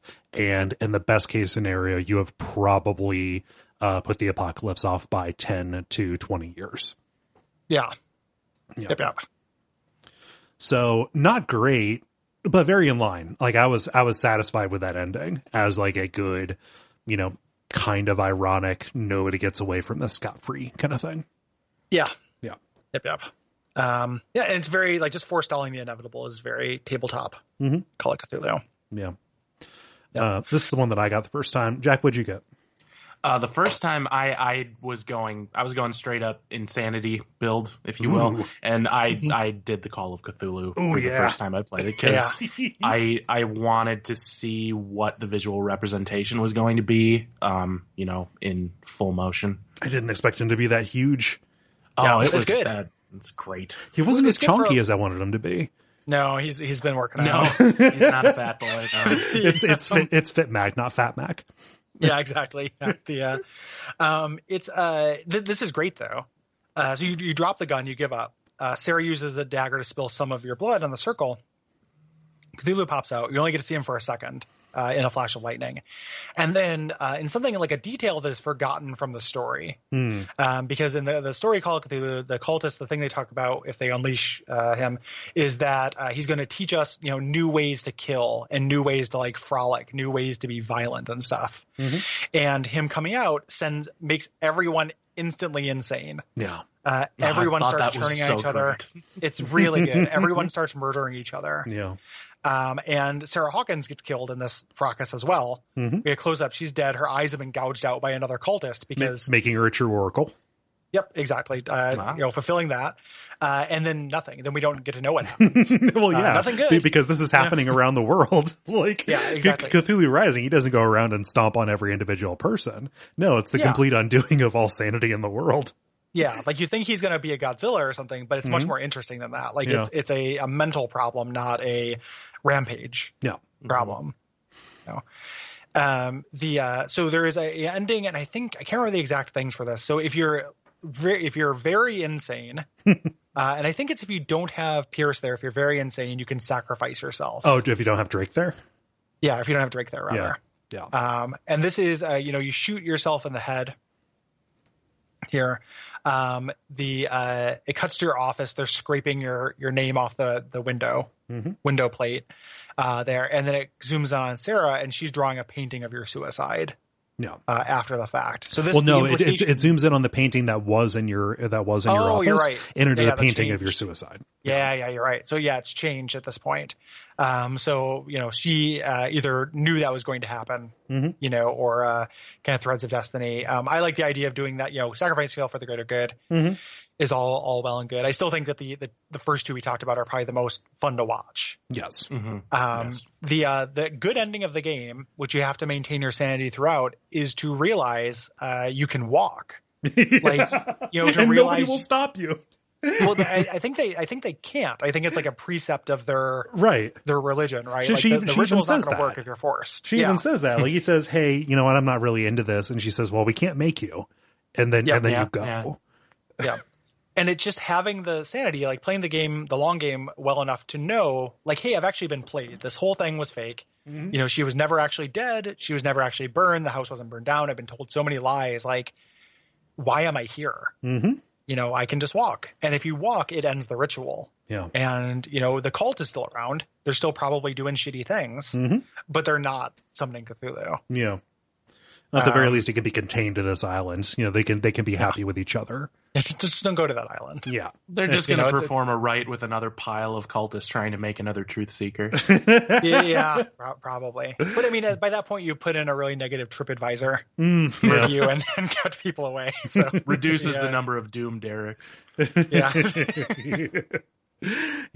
You know, there's still some tragedy to this, though, because Sarah, she steps up to the ledge, understanding that all hope is lost. You know, her role in the story is really tied to yours. If you're not there, she apologizes to her son. She was under the belief that this ritual would let her get her son back. Apologizes to Simon. Then she jumps off the cliff. And, you know, dies. And we get a close up on the little toy soldier that has kind of represented Simon in the story so far. And we get a cut to Pierce in his office. You know, he's all bummed out and he's looking at a painting. The painting in his office has changed to show Sarah's body twisted and smashed on the rocks. Yeah. Yep. And that is Call of Cthulhu. Yeah. The official video game. Such a dorky title. And this is the end of the Call of Cthulhu episode of Watch Out for Fireballs, the official episode. Yeah. So, yeah. Any wrap-up thoughts? I'll let you go first, Jeff. What? Oh, sorry. You know, I think this sort of general build for a game really serves Lovecraftian themes well. I think there are definitely a lot of ways that this could have been more successful, but I do think that, you know, despite not necessarily adapting things as well as, you know, Dark Corners of the Earth did, or having like really good action to speak of, you know, I do think it's sort of like not barely interactive, but, you know, interactive minus version of gameplay. Just it makes the themes come out really well, I think. Yeah. It's so we've been talking about Lovecraft adaptations for years on this network. Yeah. And it's interesting, the thing about this game, and it took me a little while because I had to adjust those expectations. And it's something that coming in the second time and really talking through it made me appreciate a little bit more, is how restrained this is as an adaptation. Like, I expect things that are Lovecrafty to go further with it, not just like in terms of like how Dark Corners of the Earth has shooting section, but even the horror elements of Dark Corners of the Earth are elevated over this. You know, it is more like, it is seconds before you see somebody, like a pair of lungs being operated outside of a body. Not seconds, it's like minutes into the game, right? Yeah. It's in the prologue. It's I think it's before the title sequence. Yeah. You know, so I expect things to be kind of a little extreme. This is really restrained in a way that like I appreciate, but does, you know, when I went into it and I was expecting something that played more like a video game, like something that had the kind of like a little bit more pacing and a little bit more kind of razzle dazzle, you know, it was mildly disappointing. Again, still like basically a B, but a little bit disappointing. And then like on revisit, I think if you know what you're getting into with it, you are going to have a better time. Like if you can, you know, kind of cue yourself up to appreciate the subtle kind of things it's doing, as opposed to the loud things that another game that might take a similar tact would do. Yeah. You know, and then I also can't separate myself from just the joy of like, oh, hey, there's a dimensional shambler. Yeah. Like, hell yeah. Like, I, you know, just seeing this, like, I mean, I let myself off the hook for liking the things that I like. And this stuff I'm just in the pocket for, you know, dead God washed up on a beach and people eat it. Yep. That's me. Like, and I'm not going to fight it. I don't care. You know, it works for me. And that's the end of the story. Yeah. So, you know, being pandered to doesn't necessarily mean that you're being insulted. Yes. Yeah. And Right. there's a subtle difference, right? Like sometimes you are, but this did not feel like I was being insulted at all. Yeah. No. But it felt like they were giving you what you wanted, and they are doing deep pulls in this, and it feels very true to the property, like Jack said, like you said, Gary. I was disappointed when I played this, and it has really bloomed in the discussion for me. I think for me, my expectations were not aligned exactly correctly. I was expecting a little bit more in the way of investigation. A little bit more in the way of putting things together, primarily because I went into it knowing that it was going to be, tied to the tabletop game, and that's kind of what I associate that with. But taking it for the product that it is, it kind of fits into this classic niche or valley or whatever you want to say for survival horror games, where like the majority of the genre of like any horror game like rests in like the 6.5 out of 10 kind of territory. A little bit. Sure. This feels like about where it lives there. But speaking for myself as somebody who really enjoys these kind of games, like I don't know, I'll play the shit out of a 6.5 out of 10 survival horror game because there's weird, good ideas in there. Even if it doesn't scare me, it will have very good horror concepts to it. And here you have this thing that is very faithful, that pulls in things like the Dimensional Shambler, that has a good, kind of articulation on, okay, we're going to make summoning Cthulhu interesting by having this, again, profane communion happening. That I'm like, yeah, like I totally see this. And it is just about expectations, to reiterate what Gary said. Yeah. So like this just kind of fits into a tradition that's been around forever, where like not a great game, but it has incredibly good ideas to it. Well, it's about expectations, but the other thing, I mean, not to let the game totally off the hook too, is that like this is not the best way that this story can be told. Like there are serious pacing problems. Yes.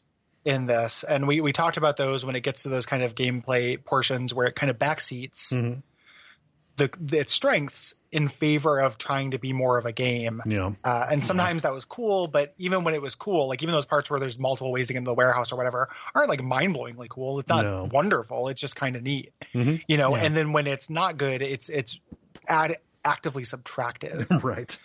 So it's like that 6.5 nature of it. It's a matter of expectations, but even if you have your expectations set at a 6.5, so you'll maybe enjoy it a little bit more, it's still not, it has a lot of room for improvement. Yeah. Something I was hoping for, especially, early on, Gary, you referred to the structure of this game as kind of a funnel.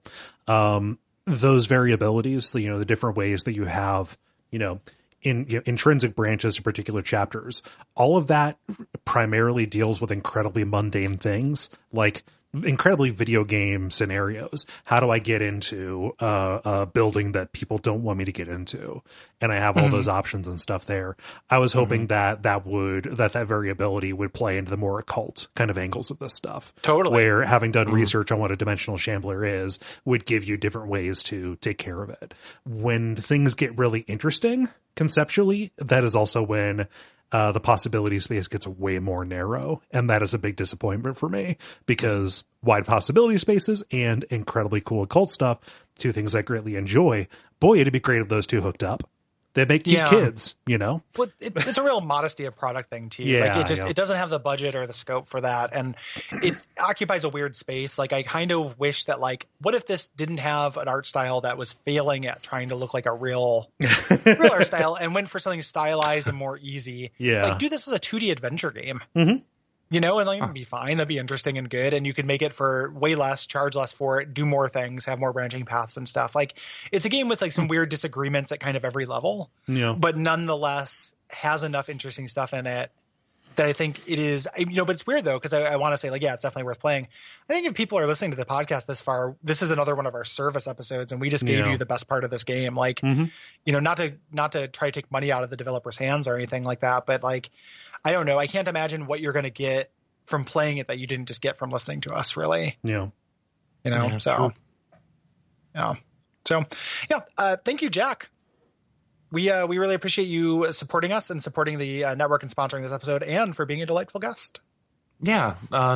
Always a pleasure to give back to Duckfeed. Yeah. We really appreciate it. Where can people find you online? If you want that. Yes, if you want that. I mean, I have a Twitter account. It is at chicken_riggies. That's RIGGIES.